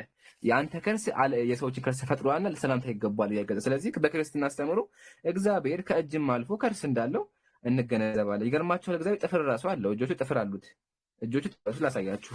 ስለዚህ የእግዚአብሔር ራሱ ሙሉ እንደሆነ ነጥፈን እንደሆነ እናለን። ራሱ ረጅም ነው። ቆይ እሱን አውጥቼ አሳያችኋለሁ። ስለዚህ እነሱ ይምናሉ ማለት ነው። እና ክርስቲያኖች ስትቃወሙ መጀመሪያ መጽሐፋችሁን ከፍታችሁ ማንበብ እንዳለባችሁ እዚሁ እዘክራችኋለሁ፣ አስታውሳችኋለሁ ማለት ነው። ያው እዚህ ጋር ጸጉሩ እንዳለው ነው ይሄ ማሳያችሁ። መልከ ጳውሎስ ተመልከቱ ምን እንደሚል። ጳውሎስ በክርስትና አምላክ ነው እንደዚህ ይላል፣ እንደ ሰው ጸጉር ስላልሆነ የራስ ጸጉር ሰላምታ ይገባዋል። ጸጉር አለው እንግዲህ። ሲቀጥል ደግሞ ነቢያትን ሁሉ ላናገር መለኮታዊ ሰላምታ ይገባዋል። ራስህን አመሰግነዋል። ነቢያትን አናገዋል፣ ራስህን አመሰግነዋል። እግዚአብሔር በክርስትና አስተምሮ ራስ እንዳለው ይናገራል ማለት። ተመልከቱ እዚህ ጋር ደግሞ እንደዚህ ይላል። ያው ፓራክሊጦስ መጽሐፍ እንደተናገረ ከጥርስና አንደበት ስር ካሉ ከንፈርና እጅ ጋር ቀድመው ለተስማሙ ጥርሶች ሰላምታ ይገባል። ጥርስህን አመሰግናለሁ አለ። ሰምታችሁ? እግዚአብሔር ጥርስ አለው በክርስትና። እንዴት ጋር ፈጣሪ እጅ እያለ ነገር እዚህ ጋር ደግሞ የሚያድን ጉሮሮ እያለ እጅ አለው በክርስትና ማለት ነው። ጥፍሩን ደግሞ ኢንሻአላህ አላገኘሁትም። ጥፍሩ ራሱ ረጅም እንደሆነ አሳያችኋለሁ በክርስትና አስተምሮ። ያው እዚህ ጋር ያው ለእጅ ጥፍር ሰግዳለሁ፣ የእጅ ጥፍር ሰግዳለሁ። ያው እዚህ ጋር ተመከቱ። ጳራቅሊጦስ ሆይ አለ ጳውሎስ በክርስትና አምላክ መንፈስ ቅዱስ ማለት ነው። ጠዋህ ሕዝቅያስን ከተኩላ ሰናክሩን ለጋረዱ ጎኖችህና የእጅ ጥፍሮች እሰግዳለሁኝ አለ። ስለዚህ አሁን እንዳየ ነው እግዚአብሔር በእነሱም ጥፍር አለው። ፖይንቱ እንደው ከተባለ ያው አላህ ቀኝ እጅ አለው ሲባል ሊትራሊ ከወሰዱት እነሱ እነዚህ ነገሮች በደንብ ቼክ ማድረግ አለባቸው ማለት። ይሄን ሰውዬ እንደዚህ እያደረጉት ነው። በክርስትና ግን የተከበረ ንጉስ ነው እንደምናውቀው። የተከበረውን ንጉስ በክርስትና ናኦድን ማለት ነው። ንጉስ ናኦድን ወይም ደግሞ አጼ ናኦድን እንደዚህ እያደረጉት ነው። ለመጽሐፉ ቃል በቃል እጁ ቀኝ ሆነ ሁለት እጁ ቀኝ ሆነ ስለሚል ማለት ነውና አመሰግናለሁኝ። ቀጣይ ሹብሃ ደግሞ ሳላ እዚህ ጋር የሚጨመር ሐሳብ ካለ ሳላ ጨምር። 18 ሰከንድ አለ። ያ ኦኬ። ሁለት እጅ የሚለው ነገር እንግዲህ አንድ አካል እንግዲህ መልካምነቱን ወይ ብሩክ መሆኑን ለመግለጽ የሚመጣ አገላለጽ ነው። በኢትዮጵያ ኦርቶዶክስ ተዋሕዶ ቤተክርስቲያን እንግዲህ ቅዱስ የሚባል ንጉስ ናኦድ አለ። በቤተክርስቲያኒቱ ቅዱስ የሚባል የሚዘከር አንድ ንጉስ አለና ይሄ ንጉስ ሁለቱም እጆቹ ቀኝ ናቸው ተብሎ ይገለጻል። ስንክሳር ዘወርኀ ነሐሴ ቁጥር 7 ላይ በዚህችን ቀን እግዚአብሔርን የሚወድ የኢትዮጵያ ንጉስ ናኦድ እረፍቱ ነው ይላል፣ ይዘከራል። እና ታላቅ ንጉስ እንደሆነ ያምናሉ ኦርቶዶክሶቹ። ግን ሁለቱም እጆቹ ቀኝ ናቸው ይላል። ሁለቱም እጆቹ ቀኝ ናቸው ሲባል ኦብቪየስሊ ሰውየው መልካምነቱን ደግ ንጉስ ነበረ ምናምን የሚል ነገር ሊገለጽበት ተፈልጎ ነው እንጂ እጆቹ ወደ አንድ አቅጣጫ የዞሩ ናቸው የሚል ነገር አይደለም። ስለዚህ ወኪልታ ያዳረበሁ የሚን የጌታ አምላክ ሁለቱም እጅ ቀኝ ናቸው ሲባል ከአገላለጽ አንጻር አንዱ ከአንዱ አያንስም፣ ሁለቱም ፍጹም ናቸው፣ ፐርፌክት ናቸው የሚለውን ነገር ለመግለጽ እንደሆነ እንረዳለን። እና እንግዲህ ይሄን ይመስላል። እሺ ጀዛከላ ሳላ።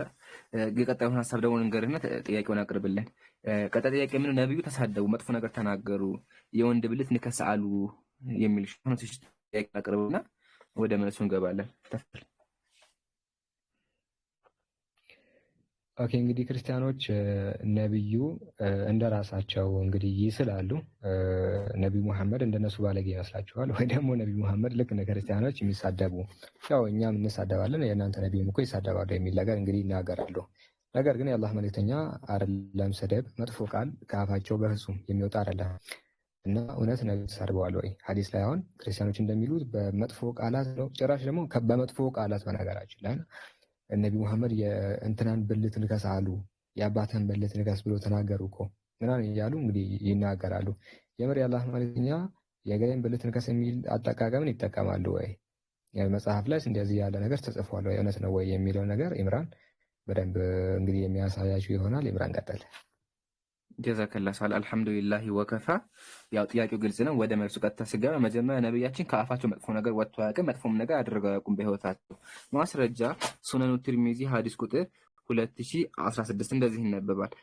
አን ኹልቆ ረሱልላህ ቃለ ለም የኩን ፋሂሸን ወላ ሙተፋሂሻ፣ ነብያችን አልነበሩም ማለት ፋሂሻ መጥፎ ተናጋሪ አልነበሩም፣ መጥፎ ሰሪም አልነበሩም ማለት። ስለዚህ ነብዩ ስብዕናቸውን ነግረውም እንደማያውቁ ከዚህ ሐዲስ እንገነዘብ። አምላክ እንደዚህ ሁለት ቀለም ላይ ማለት ነው። አንተ በታላቅ ጸባይ ላይ ነህ። ስለ ነብያችን ስብዕናቸው ከፍ ያለ እንደሆነ ከዚህ አንቀጽ እንመለከታለን። እሺ ይሄ ግልጽ ከሆነላችሁ ክርስቲያኖች ያመጡት ሐዲስ ወይም ብልት ንከስ ብለው ያመጡት ሐዲስ እንመልከተው። ይሄ ሐዲስ የት የሚያገኘው ከተባለ አዳበል ሙፍረድ ሐዲስ ቁጥር 663 ላይ የምናገኝ እንደዚህ ይላል። ቃለ ረአይቱ እንደ ኡበይ ረጁለን ተዓዛ ቢአዛኢል ጃሂልያ፣ ኡበይ ዘንድ አንድ ሰውዬ የጣዖት አምላኪያን ተግባር ሳደርግ አየሁ። ጣዖት አምላኪያን በዘራቸው ይከው ነበር። እኔ እንትና ዘር ነኝ አባቴ እንትና በዘራቸው ይከው ነበር። ከዛ እንደ ዑመር ቃል ነብያችን እንደዚህ ሰማሁኝ አለ። መን ተአዛ ቢአዛኢል ጃሂልያ በጣዖት አምላኪያን ተግባር የሚኮራ ከሆነ ፈአይዱሁ ወላ ቱከኑ እንትን ንከሰው የአባቱ እንትን ንከሰው እንትን ብልት የሚል ቃል የለም እንትን ንከሰው ታለ። ኦኬ እዚህ ጋር ነው ለአባቱ እንትን ለምናው የሚለውን ነገር ነው ጥያቄ። እንትን የሚለው ቃል ብልት ነው የተፈለገበት። ኦኬ ግን ቃሉን አልተጠቀሙት ነው እንትን የሚል ቃል የተጠቀሙት። ኦኬ እሺ ነብያችን ለምናው ስንል ማብራሪያውን ወደ ማብራሪያው እንመጣለን ማለት ነው። ይሄ መጽሐፍ ተመልከቱ ዛዱል መዓድ እንደዚህ ይላል።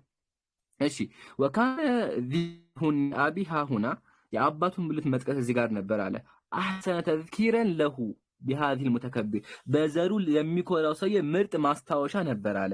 ቢዳ ወልጃሂልያ ቢልኡድ الذي خرج منه የወጣበትን አካል እንዲያስታውስ መግለጽ በጣም ወሳኝ ነገር ነበር። ስለዚህ ነብዩ ማለት ከተባለ የወጣበት ከጣዖት አምላኪ ቤተሰብ እንደሆነ እንዲያስታውስ ንገሩት። ለምሳሌ በዘሩ እኔ የአረብ ነኝ እኔ እንትን ይኮራል ገባለ የሚያክሰው ካል የመጣህበትን አስታውስ ቤተሰቦች ራሱ እኮ ጣዖት አምልኮ ውስጥ ነበሩ የሚል ምርጥ ማስታወሻው እንጂ ነብያችን መጥፎ ቃል ተናገሩ። ሁን የሚለው ቃል ባለና ምሳሌ ነገር ነው እንጂ ብልት የሚል ትርጓሜ የለውም። ተመልከቱ ይሄ መጽሐፍ ፈዱላህ ሰመድ ይሄ መጽሐፍ ፊ ተውዲሂ አልአዳብ المفرد የአዳብ المفرد ሸርሁን የሐዲስ ሸርህ ማለት ነው። እንደዚህ ይላል ኪናየቱን አን ሸይለቱ ላ ተዝከሩ ቢስሚ አለ። ሁን የሚለው ቃል ምንድነው አለ ምሳሌያዊ አነጋገር ነው። ምሳሌያዊ ኪናያ ነው አለ። አንሸኢን ላ ተዝከሩ በስም ብልት ማለት ነው። እንግዲህ ለቃሉ ይቅርታ ላ ተዝከሩ በስም የመጣ መግለጫ ነው። ስለዚህ ነብያችን ዝገመን ተናገሩ ከተባለ ወል ማዕና ትርጉሙ አይዱ ቢሂና አቢከ الذي كان سبب لولدك የተወለድክበትን አስታውስ የመጣህበትን ምንጭ አስታውስ። አማዕናሁ ትርጉሙ ምንድነው መን ተሰበ ወተመነ የልጃሂልያ ወደ ጣዖት አምልኮ ራሱ በኢህያኢ ሱነቲ አህሊሃ የጣዖት አምላኪያን ተግባር የሚያረክ ካለ የነሱን ተግባር የሚያረክ ካለ ፈዝኩሩ ለሁ ቀባኢህ አቢሂ የሱን መጥፎ የአባቱ መጥፎ ነገር ግለጹለት። ሚን ኢባሚ ጣዖት አምላኪ ቤተሰብ እንደነበሩ ግለጹለት ነው እንጂ የተፈለገበት ነብዩ እውነት መጥፎ ከአፋቸው አለ። ሁን የሚለው ቃል ምሳሌያዊ አነጋገር ነው። ሁን የሚለው ቃል በአረበኛ እንትን ማለት ነው። እንትን እንሌለ እንደዛ ማለት ነው። ኦኬ ነብያችን ይሄ ለምናው ከተባለ ምርጥ ማስታወሻ ነበር ለሰውየው በዘሩ ለሚኮራ የጣዖት አምላኪያን ተግባር እያደረገ የሚኮራ ከሆነ ለሰውየው ምርጥ ማስታወሻና ምርጥ ማስታገሻ ነበር ማለት ነው። ኦኬ ይሄን አይተን ስለዚህ ብልት የሚለው ቃል በአረበኛ የለም። ሁን ነው የሚለው ምሳሌያዊ አነጋገር ነው። እሱ ደግሞ የተፈለገበትን ዘሩን የተገኘበትን ምንጭ እንዲያስታውስ እንደሆነ ገልጬላችኋለሁ። አይ ቲንክ እዚህ ጋር ይበቃል።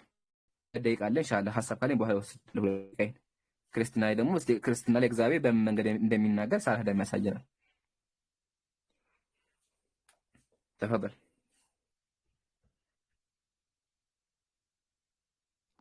ኦኬ ቢስሚላህ እንግዲህ ኢምራን እንደነገራችሁ ከሆነ በምሳሌ ገለጻ የተቀመጠ የብልት ስም ሐዲሱ ላይ አልተጠቀሰም ነው።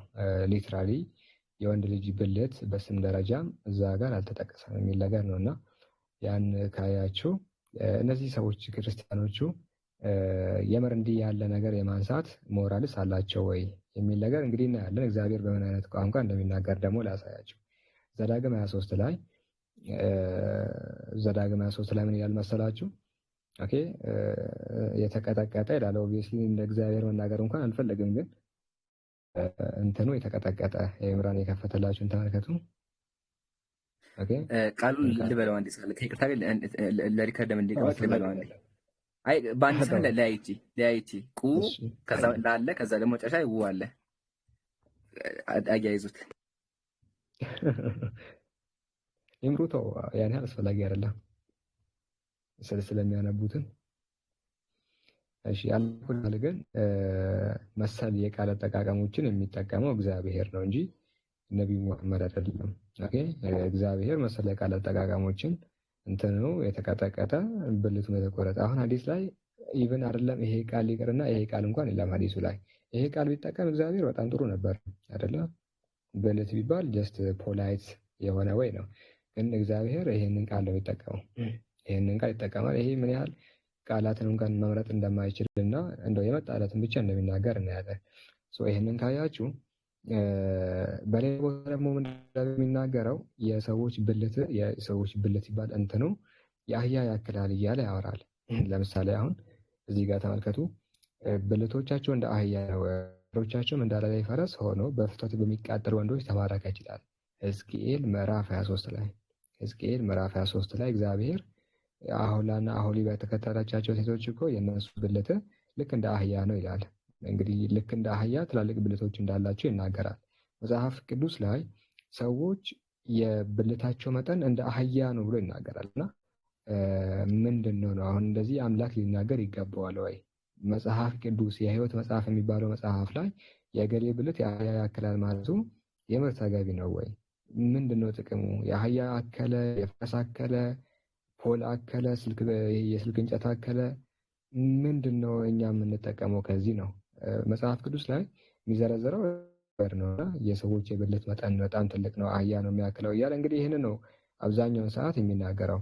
የሴት ልጅን እንትኖች ደግሞ ይምሩ አንድ ወደዚህ አምጣልኝና መሀል ላይ ያለው ነገር ሁላችሁም ስለምታውቁ ያን ያህል ማንሳቱ አስፈላጊ አይደለም። ሴት ልጅን ከራስ ፀጉሯ ጀምሮ እስከ እግር ጥፍሯ ድረስ እንትኖቿ በዚያ ጡቶቼን እገልጣለሁ ልጄ ወንድሜ ሆይ ሁሉ ለአንተ እጠብቃለሁ። ዳሌዎቿ በዛ በኩል ደግሞ ብታዩ ምንድነው የሚለው?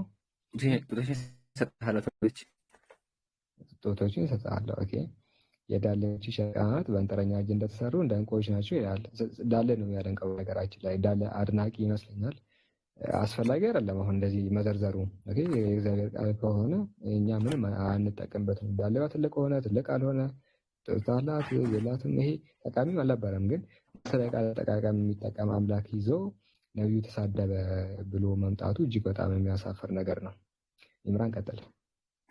ጀዛከላ ሳላ አንድ ደቂቃ ላይ ልጨምርላቸው። እዚህ ጋር ምንድነው ሁለት ጡቶች እያለ ያወራል። ያው ሁለት ጡቶች እያለ ይናገራል። ወደዛ ደግሞ ስንደ ደግሞ ሙሉ መጽሐፍ ጸሐፊው የሚያወራው በቃ ስለ ዳሌ ምናምን የሚያወራ ያው ከንፈሮች እያለ የሚያወራው 24 ሰዓት ስለዛ ነገር ነው ማለት ነው። ይገርማችኋል ኢትዮጵያ ውስጥ ይሄ መጽሐፍ ያነበበ አንድ ሰውዬ ነበረ። ታሪኩ ልንገራችሁ።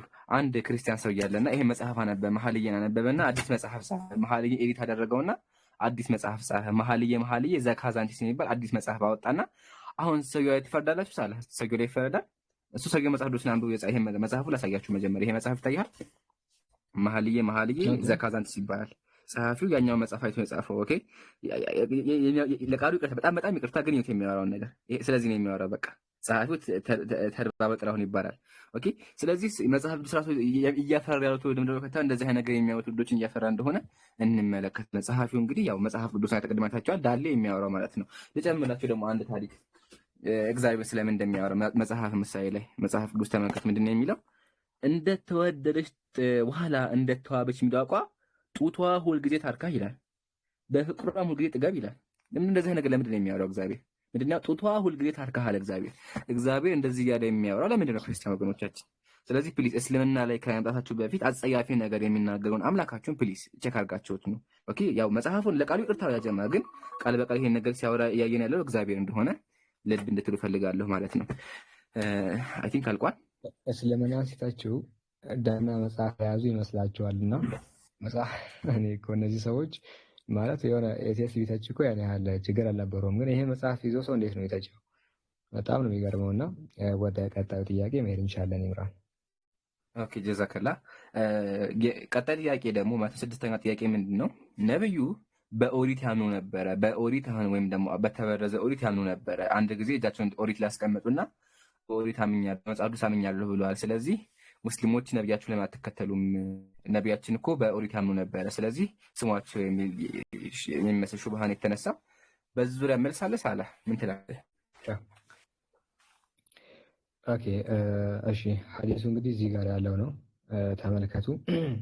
ሱነን ዳውድ 4195ኛው ላይ ተቀመጠ ነው። ኦኬ 4195ኛው ላይ የአላህ መልእክተኛ አንድ ጊዜ ሰዎቹ ወደ ነብዩ ይመጡና ዝሙት የሰሩ ሰው አነ ረጁለን ሚና ዛና ቢኢምራአቲን ፈሕኩም በይነሁማ አሏቸው። ኦኬ የሆነ ጊዜ አይሁዶች አንድ ወንድና ሴት ይዞ መጡና ምን አሉ? እነ ረጁለን ሚና ዘና ቢኢምራአቲን ፈሕኩም በይነሁማ፣ አንድ ሰው እኮ ከእኛ መካከል ዝሙት ሰርቷልና እስኪ ፈርድባቸው አሉ።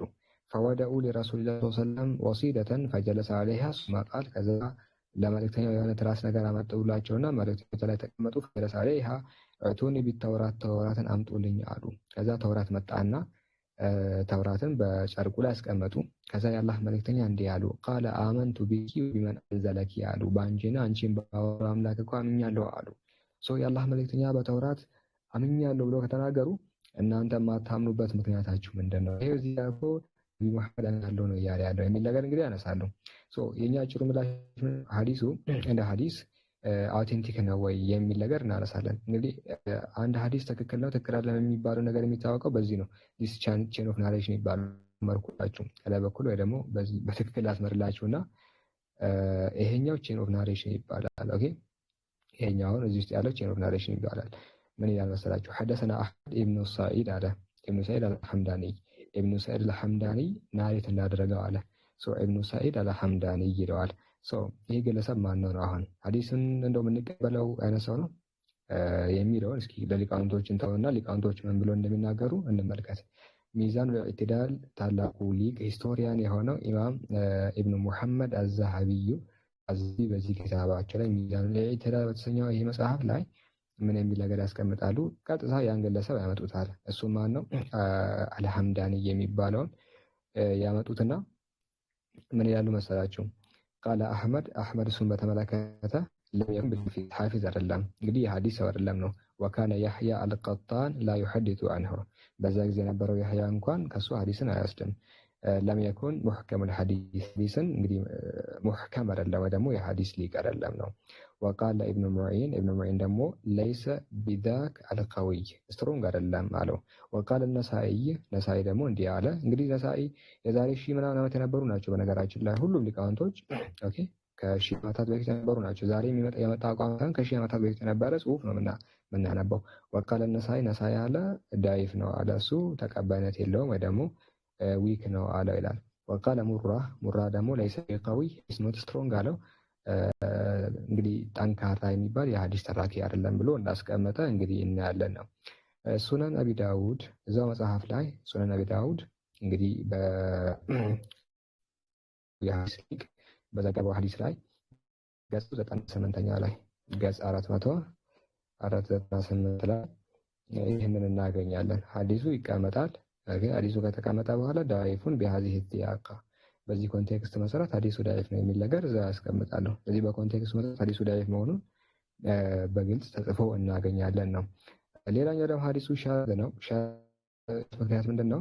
ሌሎችን ጠንካራ ሐዲሶችን በምንመለከትበት ጊዜ ለምሳሌ አሁን ቡኻሪን ስትመለከቱ ተመሳሳይ ታሪክ ታገኛላችሁ። ቡኻሪ ላይ ታሪኩ አለ።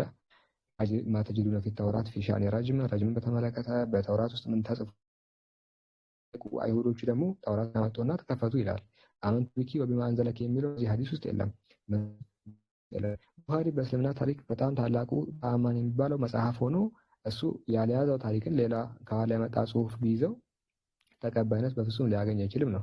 ስለዚህ ክርስቲያኖቹ ሊያምታቱ ያመጡት ሐዲስ ከመሰረቱ ምንድነው ዊክ ሐዲስ እንደሆነ እዚሁ በመጽሐፉ ላይ ተቀምጧልና ትክክለኛ መጽሐፉ ሲከፈትና ወደ ግርጌ ማስታወሻ እንግዲህ ይሄ ጽሑፍ ነው ከላይ በኩል ግርጌ ማስታወሻ ከዚህ በታች ያለ ነው። ስትመለከቱ ዳይፍ የዚህ ሲያቅ ይላል። ዳይፍ ነው በዚህ ኮንቴክስት መሰረት ተቀባይነት የለውም ይላል። ዳይፍ ሐዲሶችን እንቀበላለን ወይ ከተባለ በፍጹም አንቀበልም። ይሄ ፀሐይ ያሞቀው ሪያሊቲ የሆነ ሐዲሶችን ሙስሊሞች እንደ መረጃም እንደ ማስረጃ በፍጹም አንቀበለውም የሚል ነው።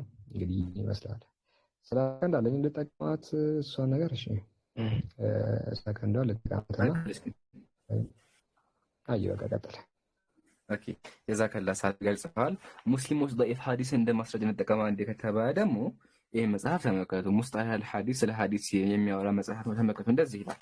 واما الضعيف على ضعيف حديث على فلا يفيد الظن እንደ እሱን በሱን እንኳን ለመጣጣ አይፈቀድም። እሱን እንደ ማስረጃ ማቅረብ አይፈቀድም። ወላ አም ፈቀደ ከተባለ በኋላ ወላ يجوز اعتباره دليل እሱን እንደ ማስረጃ መቁጠሩ ራሱ አይፈቀድም ማለት። ስለዚህ ሙስሊሞች ضعيف ሐዲስን አንቀበልም። አሁን ደግሞ ነብዩ አመኑ በተወሪት አመኑ ተብሎ የመጣው ሐዲስ ምንድነው ከተባለ ይሄን መጽሐፍ ተመልከቱ። አልፈስሉን ይላል። ይሄን መጽሐፍ እዩት ምንድነው የሚለው? وأما الخبر ገባ ያን ደቂቃን አስመልከቱ ሶሪ وأما الخدم ማለት እሺ وأما الخبر ዘገባ بأن النبي أخذ التوراة ተውራትን ወሰዱ ነብያችን ከዛ በኋላ فقال آمنت به በኦሪት አምኛለሁ የሚለው ቃል فخبر مكذوب አለ። ይሄ ውሸት የሆነ ዘገባ ነው። موضوع ነው አለ። لم يأتي قط من طريق فيها خير በትክክለኛ መንገድ አልመጣም ማለት። ስለዚህ ክርስቲያኖች ማስረጃ ብለው ያመጡት ነገር ውሸት እንደሆነ ግን ነብያትን ስለ ኦሪት ነው። አሁን ስለተበረዘው መጽሐፍ ምን አለው ደግሞ ስንል ይሄ መጽሐፍ ፊት ለፊት ያለው መጽሐፍ ይሄ መጽሐፍ ተፍሲር አልቁርአን አልዓዚም የኢማም እብነ ከሲር ተፍሲር ነው። እንደዚህ ያልተመለከቱ ነቢያችን እንደዚህ አሉ። እሺ አልየሁድ ሐረፉት ተውራት አለ። አይሁዳውያን ኦሪትን በረዙ፣ ዛዱ ፊሃ ማሐቡ የፈለጉትን ነገር ጨመሩ፣ ወማሐው ሚንሃ ማያከሩ የፈለጉትን ነገር ደግሞ አጠፉ። አያችኋ። ስለዚህ ነብዩ በጊዜ ተናገሩት እንደው ከተባለ እንኳን በመጽሐፉ ሊያምኑ ይቅርና እንደተበረዘ መስክረዋል። በል እርሱን ተውትና የመጽሐፍ ቅዱስ ነቢያት ራሱ ኦሪት እንደተበረዘ መስክረዋል። ምሳሌ ኤርሚያስ፣ ነብዩ ኤርሚያስ በመጽሐፍ ቅዱስ ነብዩ ኤርሚያስ በትንቢተ ኤርሚያስ ምዕራፍ 8 ቁጥር 8 እንደዚህ ተመለከቱ። እናንተስ አይሁዳውያን ያወራቸው አይሁዳውያን ምን አላቸው? እናንተስ አለ ጥበበኞች ነን የእግዚአብሔርም ሕግ ከእኛ ጋር አለ እንዴት ትላላችሁ አለ። ሳላህ እንዴ የእግዚአብሔር ሕግ ምንድን ነው? ፕሊዝ ኦሪት። አመሰግናለሁ። ኦሪት። እሺ የእግዚአብሔር ከእኛ ጋር አለ እንዴት ትላላችሁ ካለ በኋላ እነሆ የጸሐፊ ብዕር ሐሰተኛ ነው አለ። ጸሐፊዎቹ ሐሰተኞች ናቸው፣ በሐሰት ጽፏል፣ መጽሐፉ የሐሰት ነው አለ። ተናጋሪው ማን? ኤርሚያስ። እዛው መጽሐፍ ቅዱስ ላይ ያለው ነብይ ብሎ ተናገረ። ኦሪት ተበርዞ ብሎ ተናገረ። ያው እናንተ ጥበበኞች ነን ካለ በኋላ ያው እነሆ የጸሐፊ እንደምናውቀው ኮፒ አልነበረም፣ በእጅ ነው የሚገለበጠው አይደል? ገልባጮች ነበር፣ ጸሐፊያን ነበር፣ በጽሁፍ ነው የሚገለበጡት አይደለ? እነዛ ገልባጮቹ ምን አድርገዋል? በሐሰት አድርገዋል፣ በሐሰት ጽፈዋል አለ። ስለዚህ እንደተበረዘ እንኳን ቁርአን ይቅርና የነሱ መጽሐፍ ቅዱሳቸው ይናገራል። ልጨምርላችሁ አንድ ማስረጃ። መጽሐፍ ቅዱስ ተመልከቱ፣ እንደዚህ ይላል። መጽሐፈ ዕዝራ ሱቱኤል ማለት ነው 81 ሀሩ እንደዚህ ይላል። ኦሪት ተቃጥላልና የሰራኸውን ትሰራው ዘንድ ያለህን የሚያውቅ የለም ማለት። ስለዚህ ኦሪታቸው እንደተቃጠለ ራሱ መጽሐፍ ቅዱስ ይናገራል። በል እርሱን ተውትና ቃል በቃል ደግሞ ጠፍታለችም ይላል። ላሳያችሁ። ኦሪት ጠፍታለች ይናገራል እንትና ዕዝራ ማለት ነው። እሱም ላሳያችሁ ያለበትም ማለት ነው። ሁላችሁም እዚህ ጋር ተመልከቱ። ምንድን ያለው? የአባቶቻችን ኦሪት ጠፍታለችና በውስጧም የተጻፈው ቃል ኪዳን የለም ማለት ጠፍታለች አለ። የተናገረው ማን ነው? ዕዝራ ነው። ስለዚህ እንኳን ሙስሊሞች እንኳን ነብዩ ይቅርና እዛ ውስጥ መጽሐፍ ቅዱስ ውስጥ ያሉ ነቢያት ራሱ መጽሐፉ እንደተበረዘ አምነዋል። ሲቀጥል መጽሐፉ እንኳን ነቢያችን ሊያምኑበት ይቅርና ሲበላ ሲበረዝ እንዲሆን የምስጥ መስጦች ነብዩ በዚህ ሊያምኑ ታስቡት እንደዚህ ተበልቶ ምስጥ ተጫውቶበት እግዚአብሔር ሳይጠብቀው በቃልም ደረጃ ሳይተላለፍ መጽሐፉ ተበርዞ ሳለ ነብዩ እንዴት ብሎ ያምኑበት ይችላል? ያቸው እንደዚህ ተበልቷል መጽሐፉ። ኦኬ እሱን ተውትና ሊቃውንቶች ራሱ ክርስቲያን ሊቃውንቶች ራሱ ኦሪጂናሎች ማስክሪፕት እንደሌለ አምናለሁ። ቃል በቃ ያው ምሳሌ ይሄን ስቶሪ ኦፍ ዘ ባይብል ነው። ያው ወርድ ኦፍ ሃንድ ኦፍ ማን ያው አርቲክሉ ማለት ተበከተ እንደዚህ ይላል። the true no original manuscript of any writing of the bible exists አለ። ኤግዚስት የሚያደርግ ጸሐፊያኖች የጻፉት ቅጂ የለም። ያው ኤግዚስት የሚያደርግ የለም ማለት። ስለዚህ ኦሪጂናሉ ቅጂ የለም፣ ጠፍቷል። ስለዚህ ነብዩ በሱ መጽሐፍ ሊያምኑ አይችሉም ነው። አንድ ደቂቃ አለ ሳላ ከፈለኩ ሰደፍ ልስተ። ኦኬ እንግዲህ በእስልምናችን የአላህ መልእክተኛ አይደለም በተውራት አምናለሁ ሊል ይቅርና ተውራትን በተመለከተ ምን እንደሚያምኑ እስኪ ላሳያችሁ። ኦኬ ካሜራ ልክፈት፣ ሁላችሁም ተመልከቱ። አይደለም ሊያምኑ በመጽሐፍ ቅዱስን በተመለከተ አቋማቸው ምንድን ነው የሚለውን በተመለከተ ላሳያቸው። ተመልከቱ። መጅሙዕ ዘዋኢድ ላይ እሳቸው እንደዚህ ይላሉ። ኢነሁም ከዘቡ አላ አንቢያኢሂም ከማ ሐረፉ ኪታበሁም። አይሁዶችና ክርስቲያኖች እኮ መጽሐፍቶቻቸውን በርዘዋል። ሊትራሊ መጽሐፍቶቻቸውን በርዘዋል። ልክ በነቢያቶች ላይ እንደዋሹት መጽሐፍቶች ነገር ይናገራሉ። ስለዚህ የተበረዘ መጽሐፍ አምንበታለሁ ሊሉ በፍጹም አይችሉም። ሌላው ደግሞ የዑመርን ታሪክ እንግዲህ ስናስታውስ ድንቁርና ውስጥ መውደቅ ነው የሚል ነገር ይናገራሉ እና የአላህ መልእክተኛ በተውራት በፍጹም አያምኑም የሚል ነው። ይሄን ይመስላል። ቀጥል ይምራል። ጀዛከላ ኦብቪየስሊ የተበረዘው መሆኑን ልብ ይለዋል። ኦኬ ሌላ ሚስኮት እንዳታረጉ። እሱ ነገር ትክክል ነው። እንደዛ የሚወዳ ሰው ካለ ችግር ነው። እሺ ጀዛከላ። ቀጣይ ሰባተኛ ጥያቄ ደግሞ ምንድን ነው? አይ የምራን ቀጥል። እሺ ሰባተኛ ጥያቄ ደግሞ መሰለህ ሳላህ ጥያቄውን ታቀርባለህ። የውል ቂያማ ሲሆን እኮ እናንተ ሙስሊሞች ጀነት የምትገቡት ኃጢአቶቻችሁን እኛ ተሸክመላችሁ ነው የሚል ሹብሃ ነው። ጥያቄውን አቅርብልኝ ልመልስ። አክቹአሊ ጥያቄው ተቃ ነውና ክርስቲያኖች ምን ይላሉ መሰላችሁ ጋይስ? ሐዲስ ላይ ሙስሊም እኮ ጀነት የሚገባው እኛን ቤዛ አድርጎ ነው፣ ወይ ደግሞ እኛንን በሙስሊም ቦታ ተቃጥለ ሙስሊም ጀነት የሚገባው እኛ የእናንተ ቤዛ ነን ምናምን የሚል ነገር እንግዲህ ይናገራሉ። አክቹዋሊ ከፈረንጆች ከውጭ ሀገር የመጣች ጥያቄ ናት። በትክክል ያልተተረጎመች ጥያቄ ፈረንጆች የሚያነሷትና ሀበሾች ሳይረዷት እንግሊዝኛውን በትክክልም ሳይረዱ ወደ ሀገር የገለበጧት ቋንቋ እንትና ጥያቄ ነገር ናትና የምር እኛ ሙስሊሞች ጀነት የምንገባው እናንተ ቤዛ ሆናችሁ ነው ወይ? የእኛ ኃጢአትን እናንተ ተሸክማችሁ ነው? ጭራሽ እናንተ አንሰው ይመስላል። የእናንተ ኃጢአት ለእናንተ ወደ ሲኦል ለመክተት ጭራሽ የእናንተ አንሶ ነው የእኛ እናንተ ላይ እንትን የሚደረገው። አላኩል ያህል ይሄንን ኢምራን እንግዲህ የሚያሳያችሁ ይሆናል። ኢምራን ቀጥል። ቤቱ ደምቆ ነገራችን ላይ ሰላዋት አይተዋል ኢምራን?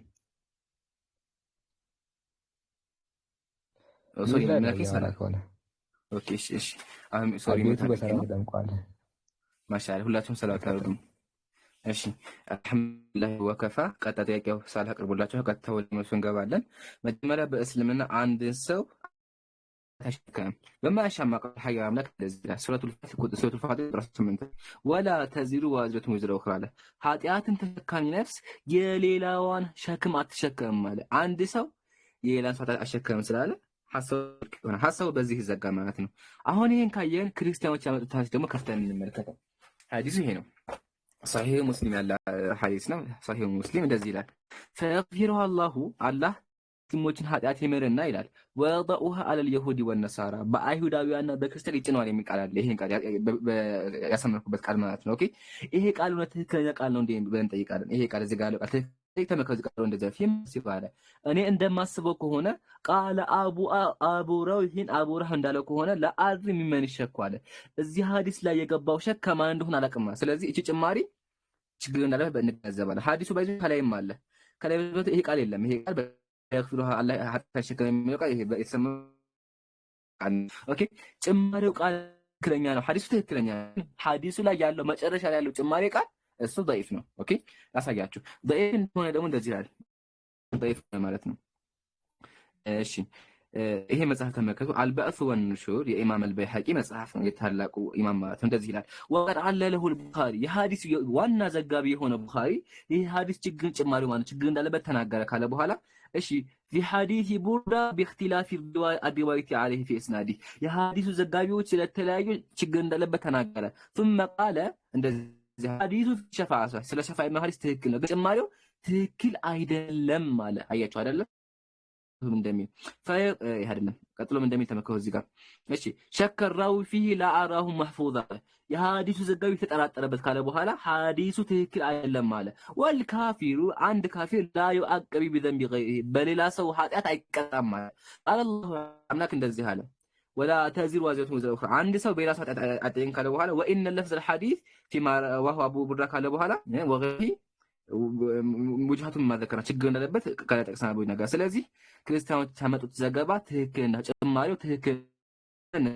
ጨምላት ማስረጃ ፈቱል ባሪ ታልሽ የቡኻሪ ሸርህ ነው። እንደዚህ ይላል እሺ فقد ضعفه البيهقي وقال تفرد به شداد ابو طلحه ይሄን ሐዲስ ኢማሙ አልበይሐቂ ضعيف አድርጎ ካለ በኋላ وقد تفرد به شداد ابو طلحه ሐዲሱን ሸዳድ ተለይቶበት ባረገው ካለ በኋላ والكافر አንድ ካፊር لا يعاقب بذنب غير ያሰው ኃጢአት አይቀጣም ብሎ በአራት ነጥብ ይዘጋዋል ማለት ነው። የመጨረሻ ሐሳብ ማነሳላችሁ ምንድነው ሲልሲለት الحديث الضعيف والموضوع የኢማም አልባኒ መጽሐፍ ነው። መጽሐፉን ይዩት ፔጅ 481 ላይ እንደዚህ ይላል ሐዲሱ ضعيف ነው። ለምን ከተአንደኛ አለ አን ራዊ ሸከፈ የሐዲሱ ዘጋቢ ተጣጣው ካለ በኋላ ተመከሩ እዚህ ጋር وقال ابن عدي لم ارى له حديث منكر ያስቀምጣል። ኦኬ ስለዚህ መጀመሪያም ተገነዘብን ዘጋቢው ተጣጥሮበትኛ ሁለተኛም ደግሞ ከተባው ወቢማ ካነ ተፈረደ بهذه ጭማሪው የሱ ስለሆነ ካለ በኋላ ተመከሩ እዚህ ጋር ምን እንደሚ وكان مما ذكرنا من الضعف في الحفظ ካለ በኋላ انها ዚንከራ ጭማሪው ሙንከር ነው፣ ተቀባይነት የለውም። ስለዚህ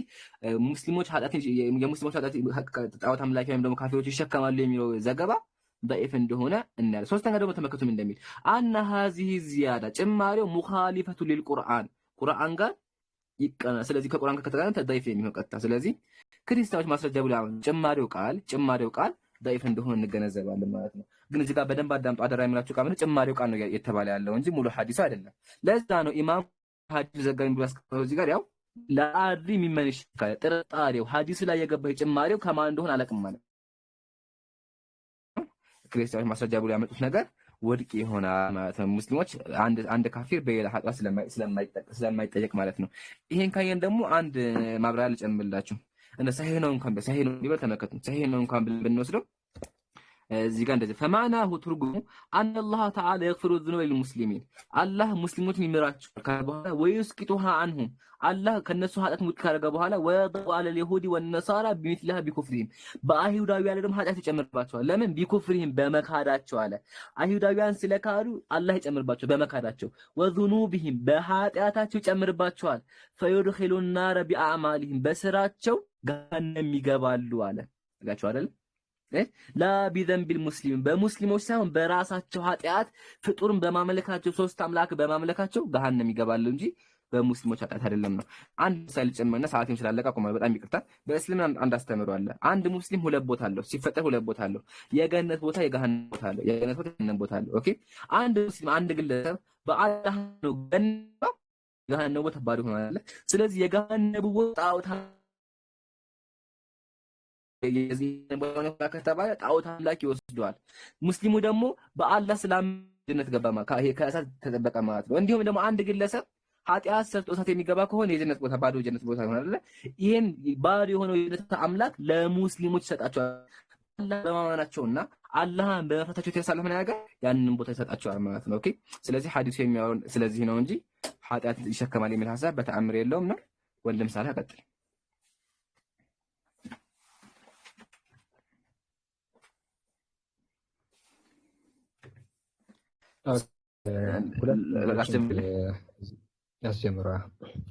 ሁለት ፖይንቶችን ልስጣችሁና ቁርአን ላይ በሱረቱል አንዓም ምዕራፍ 6 ላይ አንድ ነገር ይናገራል። እሱ ምንድን ነው?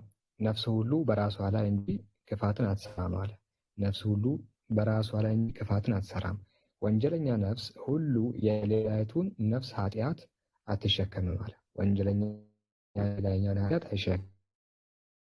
የሰው ልጅ አለ እዚህ የሰው ልጅ ሁሉ የሰው ልጅ ራሱ ሰራው የሚጠየቅና እንደ ተግባሩ ዋጋውን የሚያገኝ ሲሆን ማንም ሰው በሌላ ሰው ወንጀል የማይጠየቅ መሆኑን ይላል። ከዚህ አንቀጽ የምንረዳው አንድ ሰው እንግዲህ ትሩፋት የሚያገኘው ለራሱ ነው። ወንጀልን ቢሰራ የሚቀጣው ራሱ ነው እንጂ የሌላውን ሰው አይሸከምም ይላል። ሱረቱ ዙመር ወይ ሱረቱ ፋጢር ላይ ምዕራፍ 35 ከቁጥር 18 ጀምሮ ኃጢአትን ተሸካሚ ነፍስ የሌላውን ኃጢአት አትሸከምም ማለት የሌላውን ሸክም አትሸከምም። ስለዚህ ኃጢአት ተሸካሚ የሆነችው ነፍስ የራሷን እንጂ የሰውን ኃጢአት አትሸከምም አለ። በሌላም ቦታ በሱረቱል ኢስራ ምዕራፍ 17 ቁጥር 15 ላይ በቀናው መንገድ የተመራ ሰው ሁሉ የሚመራው ለራሱ ብቻ ነው። በቀናው መንገድ የሚመራው ሁሉ የሚመራው ለራሱ ብቻ ነው። የተሳሳተ ሰው አለ የተሳሳተ ሰው የሚሳሳተው ጉዳት በእርሱ ላይ ነው አለ። እንግዲህ የተመራ ሰው የሚመራው ለራሱ ነው። የተሳሳተ ሰው የሚሳሳተው በራሱ ላይ ነው። ተሸካሚ የሌላይቱን ኃጢአት አትሸከም። ሊትራሊ 4 ነጥብ የሌላይቱን ኃጢአት ከመን ብሎ ያስቀምጣል። ስለዚህ ነፍስ የሌላይቱን ኃጢአት እንደማትሸከም ያስቀምጣል። ስለዚህ ክርስቲያኖች እናንተ አታስቡ፣ ለሲኦል እናንተ ኃጢአት ይበቃል ነው። ኦኬ አይደለም የሙስሊም ልትሸከሙ እናንተ ለመቃጠል ወይ ወደ ሲኦል ለመሄድ አላህ እንግዲህ ሂዳያ ይስጣችሁና ከዚህ መንገድ ያወጣችሁ ነው የምንለው እንጂ ያን ነገር አንመኝላችሁ። እንደናንተ ግን ሲኦል ለመግባት የሰራችሁት ስራ በጣም ከበቂ በላይ ነው። አምላክ ወለደ የሚለው ንግግር ለሲኦል እናንተን የሚያበቃችሁ ነው። ሌላው ኩፍር ቀርቶ ነው። ሌላው የምትሰሩት ኃጢአታችሁ፣ ወንጀሉ፣ ዝምቱ፣ መጠጡ ይሄ ሁሉ ቀርቶባችሁ አምላክ ወለደ እቺ ብቻ እናንተን ለዘላለም ልትቀጣችሁ በጣም በቂ ናት። እንዴት ነው ለምንድን ነው የሰው የምትሸከሙት ነው? ኦኬ እቺ እናንተን ለማቃጠል ወደ ሲኦል ለማውጣት በጣም ትልቅ ነገር ሆኖ ሳለ የእኛን ተሸክማችሁ ነው የሚለው ነገር የሚያስኬድ አይደለም። ነፍስ የሌላውን ነፍስ ወንጀል አትሸከም ማለት አንድ ነፍስ የሌላውን ወንጀል አትሸከም ብሎ ያስቀምጣል። ይሄ ደግሞ አይደለም በቁርአን በክርስትና ኦኬ አንድ ኃጢአት አይሸከምም። ትንቢተ ሕዝቅኤል 18 ላይ እንደዚህ ይላል። ጋይስ በደንብ ስሙ። ኃጢአትን የምትሰራ ነፍስ እርሷ ትሞታለች አለ ሕዝቅኤል። ኃጢአትን የምትሰራ ነፍስ እርሷ ትሞታለች። ልጅ የአባቱን ኃጢአት አይሸከምም። ይኸውላችሁ ልጅ የአባቱን ኃጢአት አይሸከምም። ጥሩ አባትም የልጁን ኃጢአት አይሸከምም። የጻድቁ ጽድቅ በራሱ ላይ ይሆናል፣ የኃጢአተኛውም ኃጢአት በራሱ ላይ ይሆናል። ልጅ አባቱን አባትም የልጁን ኃጢአት አይሸከምም። አይታችኋል። አባት ባጣ ልጅ ከአዳም በኋላ የመጡት ሰዎች ልጅ ይባላሉ። አዳም ይባላል። አዳም በሰራው ኃጢአት ልጆች አይቀጡም ነው እያለ ያለው፣ አይጠየቁም ነው ያለው። ኦኬ። የጻድቁ ጽድቅ በራሱ ላይ ይሆናል፣ ወንጀልም ደግሞ በራሱ ላይ ይሆናል እንጂ ልጅ ስለ አባቱ አባትም ስለ ልጁ አይጠየቅም ይላል። ኦሪት ዘዳግም ምዕራፍ 24 ቁጥር 16 ላይ እንደዚህ ይላል፣ ልጆቻቸው በሰሩት ወንጀል ወላጆች በሞት መቀጣት የለባቸውም አለ። ልጆቻቸው በሰሩት ወንጀል ወላጆች በሞት መቀጣት የለባቸውም። ወላጆችን በፈጸሙት ወንጀል ልጆቻቸው በሞት አይቀጡም አለ። ወላጆች በሰሩት ወንጀል ልጆቻቸው በሰሩት ወንጀል ወላጆች አይቀጡም። ኦኬ። ወላጆችን በፈጸሙት ወንጀሎቻቸው በሞት አይቀጡም። እያንዳንዱ ሰው በሰራ ወንጀል በሞት ይቀጣል። እያንዳንዱ ሰው የሚቀጣው በሰራ ወንጀል ነው እንጂ አባት ስለ ልጁ ልጅም ስለ አባቱ አይቀጣም አለ። ጥሩ። መጽሐፈ ነገሥት ካለ ምዕራፍ 14 ቁጥር 6 ላይ በሙሴ ሕግ መጽሐፍም እንደተጻፈ እግዚአብሔር ሁሉ በኃጢአቱ ይሙት እንጂ አባቶች በልጆቻቸው አይሙቱ፣ ልጆችም በአባቶች አይሙቱ ብሎ እንዳዘዘ የነፍስ ገዳዮችን ልጆች አልገድልም። ስለዚህ አዳም የሚባል ሰውዬ ገነት ውስጥ ከሚስቱ ጋር ሸፍኛ ነበረ። ከሚስቱ ጋር አፕል በላና እናንተ ኃጢአተኛ ናችሁ ብሎ ከመጣ አይደለም አፕል ለምን ማንጎ አይበላ? እኛ እንጠየቅም ነው። ኦኬ። ጀነት ውስጥ የፈለገ አይደለም አፕል ሌላ ነገር የሚበላ እሱ ኃጢአተኛ እንጂ ከሱ ምንም ያላጠፉ ልጆች መጥተው ሊጠየቁ አይገባም ነውና ይሄ ጀስት ሪያሊቲ ነው። ሌላ ይመስላል። ጀዛከላ ሳላ እዚህ ጋር ለመጨመር ክርስቲያኖች ምን ያመሉ ፎቶውን ታጎ እንዳይዘጋ ክርስቲያኖች ምን ያመሉ ከተባለ አዳም አንድ አፕል በላ ፍሬ በላ። ኦኬ። ያንን ፍሬ በመብላት አስባችሁታል? ሙሉ የሰው ልጅ ተረገመ። እስካሁን የተወለዱት በቃ ኃጢአት ተወረሰ፣ ኃጢአት ወርሶ ተወለደ ብሎ ያምናሉና በጣም የሚያስቅ አስተምሮ ነው ያላቸው። አስቡት እናንተ አታውቁትም፣ ስለ አዳም አታችሁት አታውቁም። አፕል ስለበላ አንተ አፕል እኛን ኃጢአተኛ ሲያደርገን ማለት ነው። ፍሬ አልበላን እኛ አይደለ? ክርስቲያኖችም በቆይታ በዛ መንገድ ያምናሉ ነው። ጀዛከላ ሳላ። ቀጣይ ደግሞ የሚሆነው የመጨረሻው እስልምና እኮ ሴቶች ይደበደባሉ። ጥያቄውን አቅርብልኝና ወደ መልሱ እንግባ። በእስልምና ሴቶች ይደበደባሉ። ኦኬ። እንግዲህ ይሄኛውን ጥያቄ ብዙ ጊዜ መልሰናል። በቁርአን መሰረት ሱረቱን ኒሳ ላይ ያለውን አንድ አንቀጽ ያነሳሉ። የአንቀጽ አንስተው እንግዲህ የእናንተ ቁርአን እኮ ሴቶችን ምቱ ይላል፣ የእናንተ ቁርአን ሴቶችን ደብድቡ ይላል እና ያው የእናንተ ቁርአን ሴቶችን አያከብርም፣ ምክንያቱም ሴት ልጅ መመታት የለባትም ይላሉ። ጥሩ ነው፣ ግን ቁርአኑ እንደዛ ይላል ወይ ነው አሁን ጥያቄው። ኦኬ። ሴት ልጅ መመታት የለባትም እውነት ነው፣ ግን ደግሞ ቁርአኑ ሴቶችን ደብድቡ ይላል ወይ? ኦኬ። እናንተ እንደምትገልጹት ነው አንቀጹ ያለው ወይስ ምንድን ነው የሚለውን እንግዲህ የሚያሳውቀን ይሆናል። መልሱን ከሱ እንስማ። ጀዛከላ ሳላ። መጀመሪያ እስልምና ሴቶችን መደብደብ ሲመዘው ትሪቱ መናየት ሴቶችን በጥሩ መንገድ ተንከባከቧቸው ነው እንጂ የሚለው ሴቶችን ደብድቧቸው አይልም። ላሳያችሁ። ነቢያችን ምንድን ነው ቃል በቃል እስተውሱ ቢኒሳ የኸይራ፣ ሴቶችን በጥሩ መንገድ ተንከባከቧቸው። እስተውሱ ቢኒሳ የኸይራ ትሪቱ መናይስሊ፣ ሴቶችን በጥሩ መንገድ ተንከባከቧቸው ነው ያሉት እንጂ ነቢያችን ሴቶችን ደብድቡ ብሎ አላስተማሩም ማለት ነው። ኦኬ። ክርስቲያኖች ወደ መጡት አንቀጽ ደግሞ እንሄድ። ሱረቱን ኒሳ ቁጥር 34 ደቂቃ ያላሰበ በጣም ይቅርታ፣ ደቂቃ እቀንሳለሁ ወይም ደግሞ 5 ላይ ጎና እቀንሳለሁ። 5 ደቂቃ ላይ ይቀጥል። እንደዚህ ይላል፣ ወንዶች አለ በሴቶች ላይ ቃሚዎች አሳዳሪዎች ናቸው ካለ በኋላ አለቃ ወንድ ነው። በክርስትናም አለቃ ወንድ ነው፣ እንደምናውቀው አስተዳዳሪ ወንድ ነው። እንደዚህ ቀጥሎ አላህ ከፊታቸው ላይ በማበጡ ወንዶች በመስጠታቸው ነው መልካም ሴቶች ኦኬ ለባሎቻቸው ታዛዦች አላህ ባስጠበቀው ነገር ሩቅን ጠባቂዎች ናቸው አለ። ጥሩ ሴቶች ምንድናቸው? በቃ የአላህን ቃል ይጠብቃሉ ካለ በኋላ ተመልከቱ። እነዚያ ማመጻቸው የምትፈሩ አለ። ስለማንያ ስለ አማጺ ሴቶች ማለት መጀመሪያ ስለ ጥሩ ሴት አወራ፣ ቀጥሎ ስለ አማጺ ሴት እና አማጺ የምትፈሩ ሴቶች ገስጿቸው አለ።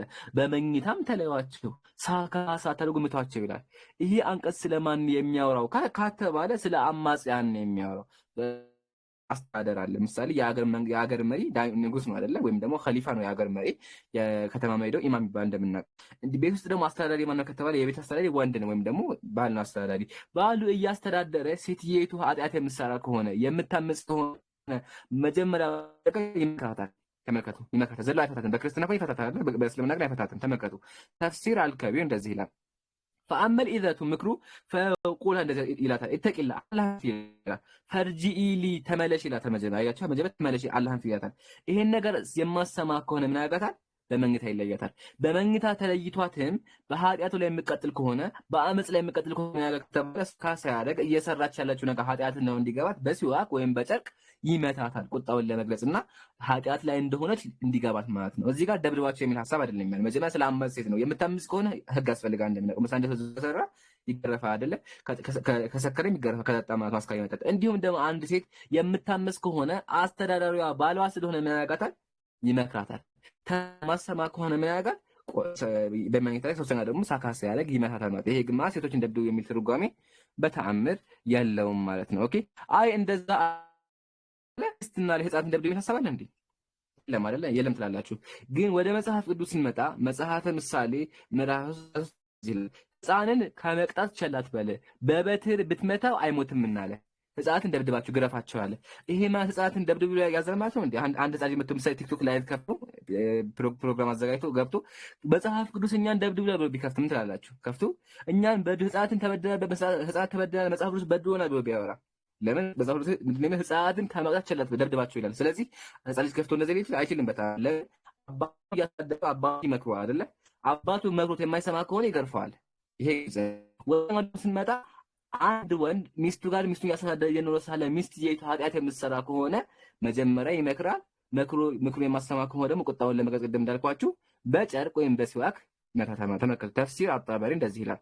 እሺ ضربን غير مبرح ህመም የለው የምትካለው ቦታ ተመልከቱ። እዚህ ጋር ምን እንደሚል እዚህ ጋር ቆይ፣ ይሄ አይደለም ሶሪ፣ ምንድነው የሚለው? ቀጥሎ ቆይ ቢሲዋክ የሆነ ያለ በጨርቅ ወይም በሲዋክ አለ። እዚህ ጋር በሲዋክ ላይ ያወጣል፣ በጨርቅ ብሎ ያስቀምጠዋል። ኦኬ ስለዚህ ኃጢአት እየሰራችሁ እንዲገባት በሲዋክ ወይም በጨርቅ ቁጣውን ለመግለጽና ኃጢአት ላይ እንደሆነች ይገልጻል። ተመልከቱ። ፈሪቡሁና ضربን غير مبرح ህመም የለው ምት ወላ ሻይን ተራ የሆነ ምት ወይም ደግሞ ቁጣውን ለመግለጽ ያክል ይምታል ማለት ነው።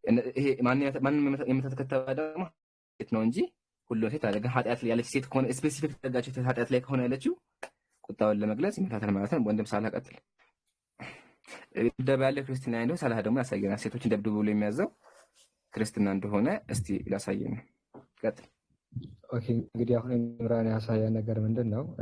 ሴቶችን የሚል ነገር እንደሌለም። ሁለተኛ ደግሞ ምንድነው እንግዲህ አማጺ ሴቶችን ነው የሚያምፁ ሴቶችን ነው ስፔሲፋይ ሲደረግ ደግሞ ኃጢአት የሚሰሩ አመፀኛ የሆኑ ሴቶችን እነሱን እንኳን ቁጣ ለማሳየት ነው እንጂ ሴቶችን ለመጉዳት አይደለም። ኦኬ መቱም በእንጨት ወይ በዱላ ወይ ባለንጋ ምናምን ሳይሆን እንግዲህ ሲዋክ መሰል ነገራቶች ነው ጀስት ንዴቱ ወይ ቁጣውን ለማሳየት ያህል እንግዲህ ለአደብ ያህል እንዳያዝዝ ነው እንግዲህ እንረዳው እንጂ ሴቶችን ቁርአን የሚናገረው ነገር የለም ነው።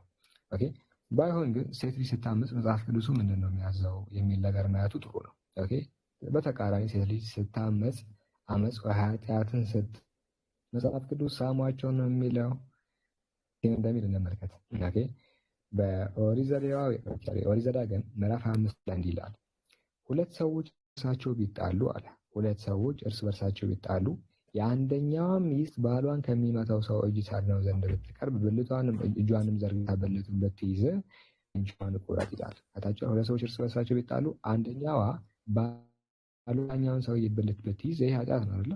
ኦብቪየስሊ ኃጢአት ነውና ብልቷን ብትይዝ እጇን ቁረጥ ነው ታቸዋል። በዱላ ነገር ምናምን ነው አይደለም። ሴት ልጅ በዱላ አትመታ መጽሐፍ ቅዱስ ላይ። ይሄን ብዙ ጊዜ እንናገራለን። መጽሐፍ ቅዱስ ሴቶችን በዱላ ምቷቸው ሳይሆን የሚለው ሸርክቷቸው ነው የሚለው። የሆነ መጥረቢያ ነገር ወይ በዶማ ነገር እጆቻቸውን ቁረጡ ነው እያለ ያለው እና እጇንም ቁረጥ ዓይንህም አትራራላት ይላል። እጇን ቁረጥ ይላችሁ። እጇን ቁረጥ ትቆረጣለች፣ ትሸረገዳለች እንጂ ኖ በዱላ ምታ የሚል ነገር የለም። ከዛ መጥረቢያ ነው ዶማ ወይ በተገኘ ነገር ነው ሴት ልጅ የምትመታው ነው። ይሄን ይዛ ደግሞ ሌላው ላይ መናገር አይችልም። ሌላኛው ኃጢአት ስትሰራ ለምሳሌ እንግዲህ ውሳኔው ከተባለ ዘሌዋውያን ምዕራፍ 21 ላይ የካህን ልጅ ታረክሰዋለች እና በእሳት ትቃጠል ይላል። ልጅ ዝሙት ብትሰራ ኃጢአት ነው። ልክ እንግዲህ ቁርአኑ ስለ ኃጢአት ነው የሚናገረው። አክቹዋሊ ኃጢአት ብትሰራ በእሳት ትቃጠል ያለው አይታችኋል። በቁሟ ትለኮሳለች ነው። ልክ ዳመራ አይታችሁ ከሆነ የበዓል ጊዜ የክርስቲያኖች እንጨት ይሰባሰባል፣ ከዛ እንጨቱ ይለኮሳል። ልክ እንደዛው በክርስትና ይለኮስባታል፣ በእሳት ትቃጠላለች ነው እና ያው በእንጨት ትመታ ያለው መጽሐፍ ቅዱስ ላይ በእሳት መቃጠል እንዳለባት እና በመጥረቢያ መቆረጥ እንዳለባት ነው የሚያወራው። ይሄን ይዛ ሌላ ላይ እንደው ክርስቲያኖች ባታወሩ መልካም ነው። ሲጀመር ሴት ልጅ የተፈጠረችው ለምንድን ነው ማለት? ሴት ልጅ የተፈጠረችው እንድትቀጠቀጥ ነው አንደኛ። ይህን ተመለከተ የሊቀ ነቢያት ሙሴ ምትክ የሆነው እንግዲህ እንደሚባለው ሁለተኛ ዳግማዊ ሙሴ እንደዚህ ቀጥል። እሺ ሳላ መጽሐፈ አክሲማሮስ ጸሐፊው ቅዱስ ኢጲፋኒዎስ ነው። ታላቁ የቤተ ክርስቲያን ዳግማዊ ሙሴ ተብሎ የሚጠራው አባት ነውና እንደዚህ ያልተመከቱ በመጽሐፈ አክሲማሮስ ላይ ይሄን ሐሳብ ያስቀምጣል። ከቁጥር ፔጅ ልንገራችሁ፣ ፔጅ 142 ላይ ማለት ነው። ስለምን ስላሴ ሲፈጥሩ ወንድን በኃይልና በጎት ብርቱ አድርገው ሴትን በኃይልና በጎት ደካማ አድርገው ፈጠሩ ቢሉ ይህስ ጥንትም ሲፈጠር ወንድ ለመግዛት ሴት ለመገዛት ነው። ሴት የተፈጠረችው እንድትገዛ ነው። ሴትንስ በኃይልና በጎት ብርቱ ቢያደርጓት ኑሮ ባልተቻለች ነበረ። ይህ የምታወቀን ዛሬ እንኳን አንዳንድ ሴቶች ጠንካሮች ከጎልማሳ ጋር ታገሉ ለማሸነፍ ሲሞክሩ ይታያል ካለ በኋላ ስለዚህ መትቶ እንዳሳያችሁ በተግባር ላሳያችሁ። መትቶ ከዛሳ ቀጥቶ እንዲያኖራት ብለው ሴትን በኃይልና በጎት ደካማ አድርገው ወንድን በኃይልና በጎት ብርቱ አድርገው ፈጠሯት። ስለዚህ እንድትገፍን እንድትደበደብ ነው ማለት ነው። ኦኬ፣ ይሄ ያው የክርስትና መጽሐፍ ነው። ጸሐፊው ደግሞ ገድል አይደለም። ጸሐፊው ቅዱስ ኢጲፋኒዎስ። ይሄ ሰው የባይዘዊ የቤተ ክርስቲያን በቃ ታላቅ አባት ሙሴ የሚተው የሚጠራባት ነውና ሂድበት ሳለህ እዚህ ጋር ደቂቃ ስላለ ይሄንን ቃል በዛው አሳያችሁ። ቅዱስ ኤጲፋኒዎስ የሴት አራዳ ናት። እሺ አይደለች፣ መልአኩ ያለ አይደለች። መጽሐፉ አይቷል። እሺ መጽሐፈ አክሲማሮስ የሚባለው ጸሐፊ ቅዱስ ኤጲፋኒዎስ ነው። ቅዱስ ኤጲፋኒዎስ ከሃይማኖተ አበው እንትኖች መካከል አንዱ ነው። አባቶች መካከል ጽሁፉ የሃይማኖተ አበው የሚባል መጽሐፍ አለ በኦርቶዶክስ እና ከሱ ውስጥ አንዱ አባት ነው። ሊቀ ነቢያት ሙሴ ወይ ደግሞ ዳግማዊ ሙሴ ተብሎ ይጠራል። እንግዲህ ሙሴ አለ ሊቀ፣ እሱ ዳግማዊ ሙሴ ኤጲፋኒዎስ ነው። እና ኤጲፋኒዎስ መጽሐፉ ላይ ሲጀመር ሴት ልጅ የተፈጠረችው እንድትደበደብ ነው ይላል፣ እንድትቀጠቀጥ ተፈጠረች ይላል። እና አላማቸው ራሱ ሴቶች ደካማ የሆኑበት ምክንያት ወንድ ልጅ እየገረፈ እንዲያኖራት ነው ብሎ ቃል በቃል በነገራችን ላይ ቃል በቃል ያስቀምጣል። ስለዚህ የሴት ልጅ የመፈጠር አላማ ራሱ መደብደብ ሆኖ ያለ ሌላ ነገር ማውራት እጅግ በጣም የሚያሳዝን ነው። ክርስቲያኖች እንዲህ ያለ አርጊመንቶችን አታንሱ። ምክንያቱም በምታነሱበት ጊዜ ዙሮ ወደ እናንተ የሚመጣው በጣም ከባድ አርጊመንት መሆኑን እንግዲህ እያየን ነው። ይህን ይመስላል። ኢምራን ተጨማሪ ሹብሃ አለ ወይስ ታዳሚ እናስገባ? አይጨርሰናል ሳለ ከዚህ በኋላ ጀዛኩሙላሁ ኸይረል ጀዛ። ያው የዛሬ ፕሮግራማችን 8 ሹብሃዎችን ማየት ነበረ። 8ቱንም አይተን ጨርሰናል። ወልሐምዱሊላህ ወከፋ ማለት ነው። በቀጣይ ቅዳሜ ደግሞ ኢንሻአላህ 8 ሹብሃዎችን በተመሳሳይ ሪከርድ ያደረጋችሁ ካላችሁ ሁሉንም በየተራ ያደረጋችሁ 8ቱንም በፓርቲ ቆራጣችሁ ፖስት አድርጉ ሰዎች እንዲማሩ ማለት ነው። ወንድም ሳላ የዛሬ ፕሮግራማችን በዚህ አዘጋውና ኢንሻአላህ ከዛ ጥያቄ ያለው ካለ መጪውን 30 ደቂቃ ጥያቄ እንቀበልና 6 ሰዓት ሲል እንዘጋዋለን። ጥያቄ ያለው ዝጋውና ጥያቄ ተቀበል። አይ እንግዲህ ባረከላሁ ፊክ ወጀዛኩሙላሁ ኸይራ። ሁላችሁም እንግዲህ ኮፒ ሊንክ ያደረጋችሁ የዛሬው እንግዲህ ፕሮግራም ጥያቄዎችን ነበር ያየነው። አንቶቹ አንድ ባንድ እንግዲህ ለማስታወስ ያህል የመጀመሪያው ሌሊቱል ጂን የሚባል የአጋንንት ወይ ደግሞ ሱረቱል ጂን የወረደበትን ምዕራፍ በማንሳት እስልምና ላይ እንግዲህ ከባድ የሆነ ውሸትን ክርስቲያኖቹ ያመጣሉ፣ ይቀጥፋሉ። ለዛ ቅጥፈት እንግዲህ ወንድም ኢምራን በበቂ ሁኔታ አብራርቶታል። ታሪኩ ደካማ መሆኑን፣ ሁለተኛ ደግሞ ደካማ ነው ታሪኩ እንኳን እነሱ እንደሚሉት እንዳልሆነ አይተን ነበረ። እንግዲህ ሌላኛው የህፃናት ጋብቻ ነው። የህፃናት ጋብቻ የሚባል ነገር በእስልምና እንዳሌለ፣ ህፃን ማግባት የሚባል ነገር ጋብቻ የሚፈጸመው ለአቅመ ሔዋን ከደረሱ በኋላ መሆኑን በማስረጃ ሳይተዋል። ጋብቻ የተለመደ የሆነው በመጽሐፍ ቅዱስ ውስጥና እንግዲህ በቤተ ክርስቲያን ታሪክ እንዲሁም ደግሞ በታሪክም ስንሄድ መሰል ነገራቶች በነቢያቱ ዘንድም ሲታወቁ እንደነበረ ነው ያየነው። ሌላኛው ተህሪም ነው። ምዕራፍ 66 ቁጥር 1 ላይ ሱረቱ ተህሪም ለምን ወረደ? ነቢያችን መሐመድ ከመሪያ ጋር ተኙ ይላል ተፍሲሮች ነው ያሉ እና ያ ነገር ደካማ ትውፊት መሆኑንና ተቀባይነት እንዳሌለው በማስረጃ አሳይተናል። ሌላኛው የኃጢአት ውርስ ነው። የኃጢአት ውርስ የሚባል እንግዲህ ሙስሊሞች እኮ ጀነት የሚገቡት በእኛ ኃጢአት ነው ወይ ደግሞ እኛ በእነርሱ ቦታ ቤዛ ሆነን ነው የሚል ነገር የሚመሳሉ። እሱ ነገርም ውሸት መሆኑን አሳይተናል። ሌላኛው የሴቶች ድብደባ ነው። እንደዛ የሚባል ነገር በእስልምና እንዳሌለ እና ግን በተቃራኒው በክርስትና እንዳለ መጽሐፍ ቅዱስም እንደውም ሴት የተፈጠረችበት አንዱ ዓላማ እንድትቀጠቀጥ መሆኑን ቅዱስ ኤጲፋንዮስ የቤተክርስቲያን አባት ይናገራል። ብቻ ያየ ነው ይሄን ይመስላል ነው ለዛሬው። እኛ እናጠቃልለዋለን በዚህ። ከዚህ ወጣ ያለ ጥያቄዎች ካላችሁ ግን ገስት መላክ ትችላላችሁ። ኦኬ፣ ጥያቄ ካላችሁ እንግዲህ ገስት መላክ ትችላላችሁ። ጀስት ጥያቄ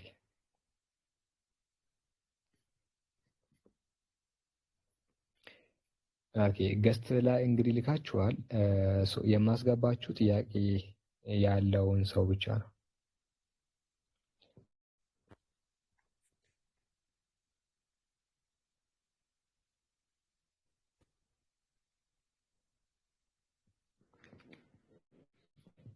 ኤምኦ ጥያቄ አለ?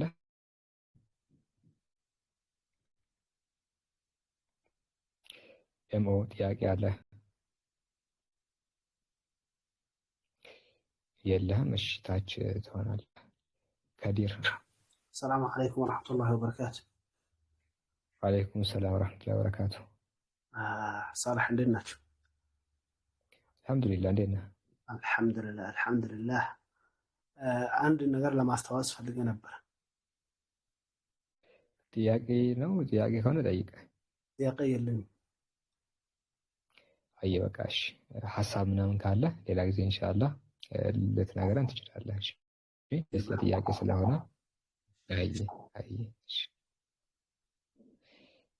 ኦኬ። ጀስት እንግዲህ እንዳልኳችሁ ሀሳብ ምናምን እንቀበላለን፣ ግን እንደው ለጥያቄ ብቻ ነው። እሺ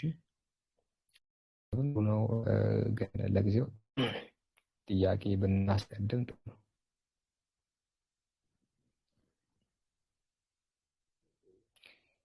ኦኬ፣ ዳኒ ኪንግ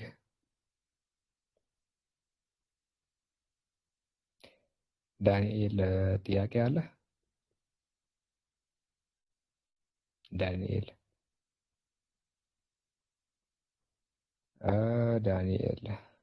እንዳልኳችሁ ጀስት ከገባችሁ ለጥያቄ ነው መሆን ያለበት። እሺ፣ ያልገባችሁ ነገር ካለ እስልምና ላይ ጀስት እንድትጠይቁ ነው እንጂ ጀስት እንትን እንድትሉ አይደለም። ገስት የምትልኩት ለዚህ ቢሆን አሪፍ ነው።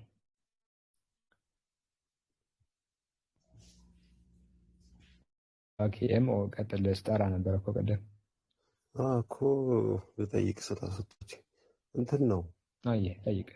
እሱን አንስታችሁት ስለ ህፃናት ጋብቻ ምናምን የረሱል ላይ የሚያነሱት ጥያቄ አለ አይደል? እሱ ከዛ ጋር የህፃናት ጋብቻን በተመለከተ ሶስተኛ ነው አራተኛው ላይ አንስተን ነበርና ረጅም ሰዓትም አውርተንበታል። ድምፁን ብታዳምጥ ሪካርዱን ብትሰማ አሪፍ ነው። ያው ከሚደገምና ከሚያስረጫቸው ሪካርድ ተደርጓል እና እሱን አዳምጥ። ዛሬ እሱ አንዱ ርዕሳችን ነበረ። ምን አፍ ማዘጊያ እንዲሆን ለነሱ ያ አለ፣ በደንብ አለ። እሱን ደግሞ ቅድም ጠቅሼ ነበረ፣ በቪዲዮ አሳይተናል። መጽሐፍ ቅዱስን ጠቅሰን ያንን ብታዳምጥ አሪፍ ነው። ሪካርዱን የት እንደምታገኝ መሰለህ? አሁን ነቢያት መንገድን ንገረውና እዛ ገብቶ ያዳምጥ። ሪካርዱ እሱን ላሳየው። አሁን ከእንደገና ወደኋላ ተመልሼ ከማወራ ሞ ካለ አንድ ይሄን ስክሪንሾት አድርግ። እስኪ አንዴ ወይም ሊንክ አድርጌዋለሁ። ፓስ ኦፍ ፕሮፌት ይላል፣ የነቢያት መንገድ ይላል። እዚህ ላይ ገብተህ ነገ ልክ አሁን ከዚህ ስንወጣ ፕሮግራም እንትኑ ይለቀቃል፣ እስካሁን ያወራንበት ይለቀቃል። እዚህ ጋር እሱኑ ገብተህ ማዳመጥ ነው። መጽሐፍ ቅዱስን የህፃናት ጋብቻ እንዳለ እንግዲህ ነገሮችን አሳይተናል። ከዚህ መውሰድ ትችላለህ ማስረጃዎቹ። ሹክራን። አንዋር ነው የሚለው። አሰላሙ አለይኩም ወራህመቱላሂ ወበረካቱ። ወአለይኩም ሰላም ወራህመቱላሂ ወበረካቱ። እንዴት ናችሁ? ሰላም ነው። አልሐምዱሊላህ።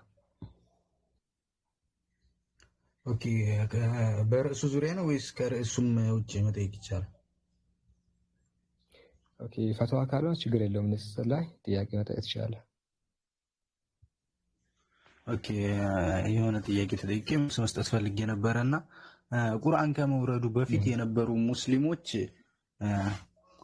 ኢየሱስ ተሰቅሏል ብለው ነበር የሚያምኑት ወይስ አልተሰቀለም? አልተሰቀለም። ኢየሱስ ተሰቀለ የሚል ነገር በእስልምና አስተምህሮ የለም።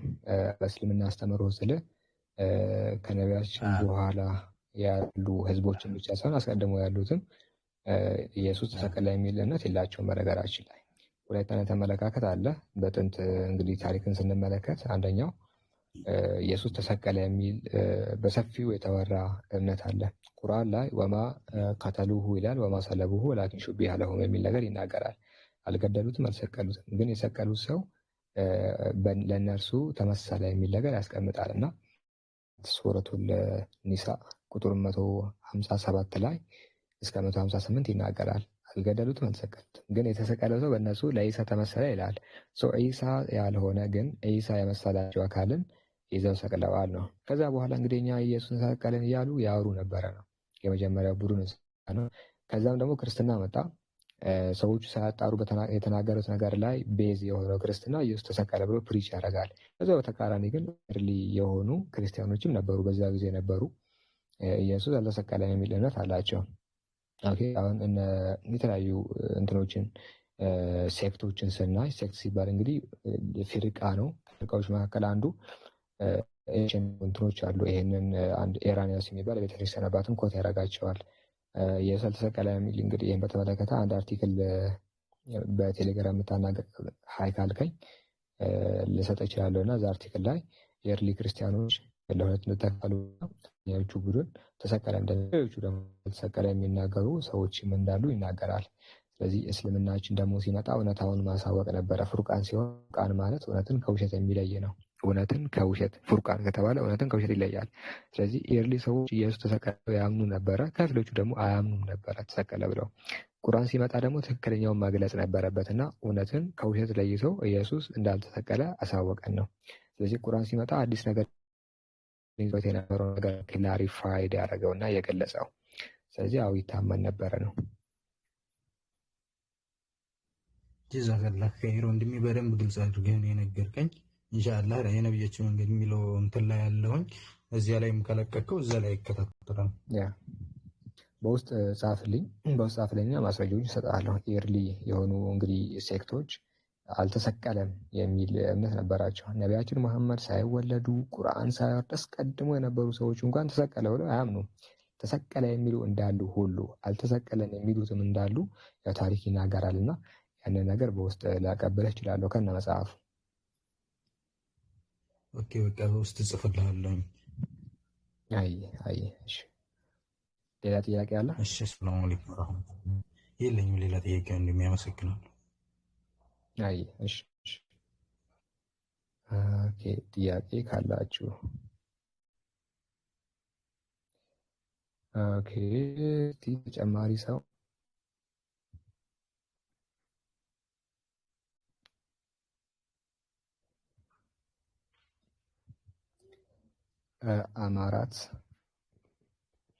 አማራት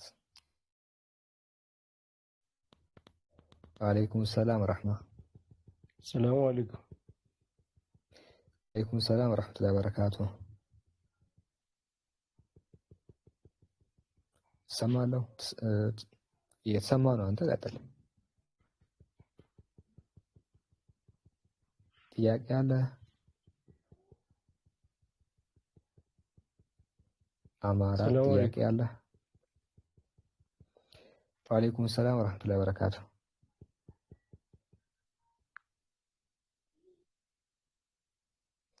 አይ በቃ አይ ቲንክ ኔትወርክ ጥሩ አይደለም መሰለኝና ኔትወርክን አስተካከለ ብትመጣ ጥሩ ነው። እሺ፣ ሌላ ሰው ጥያቄ ካላችሁ ገስት መላክ ትችላላችሁ። የስ ከአሁኑ ላይ ሊሆን ይችላል። ከአሁኑ ውጪም ደግሞ ፈትዋ ጥያቄ አንቀበልም። አክቹዋሊ ከፈትዋ ጥያቄ ውጪ ያለ እስልምና ላይ ጥያቄ ካላችሁ ጊዜ መጠየቅ ትችላላችሁ።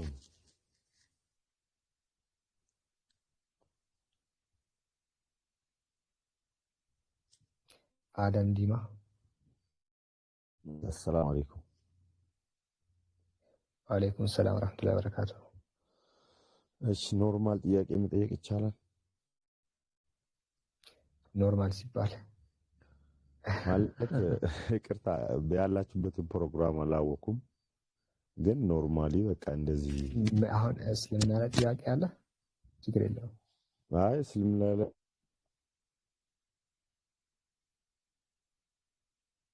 ኦኬ።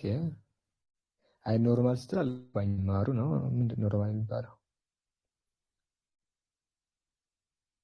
ከእምነት ውጪ ማለት ነው ከሆነ እኔ እስቲ ሀሳብን ግልጽ አድርግልኝ። ኢምሩ ሰማለሁ።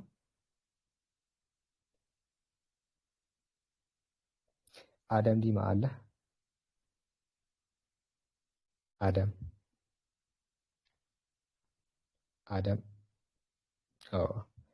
ወጥተዋል። እሺ ሌላ ሰው ኦኬ።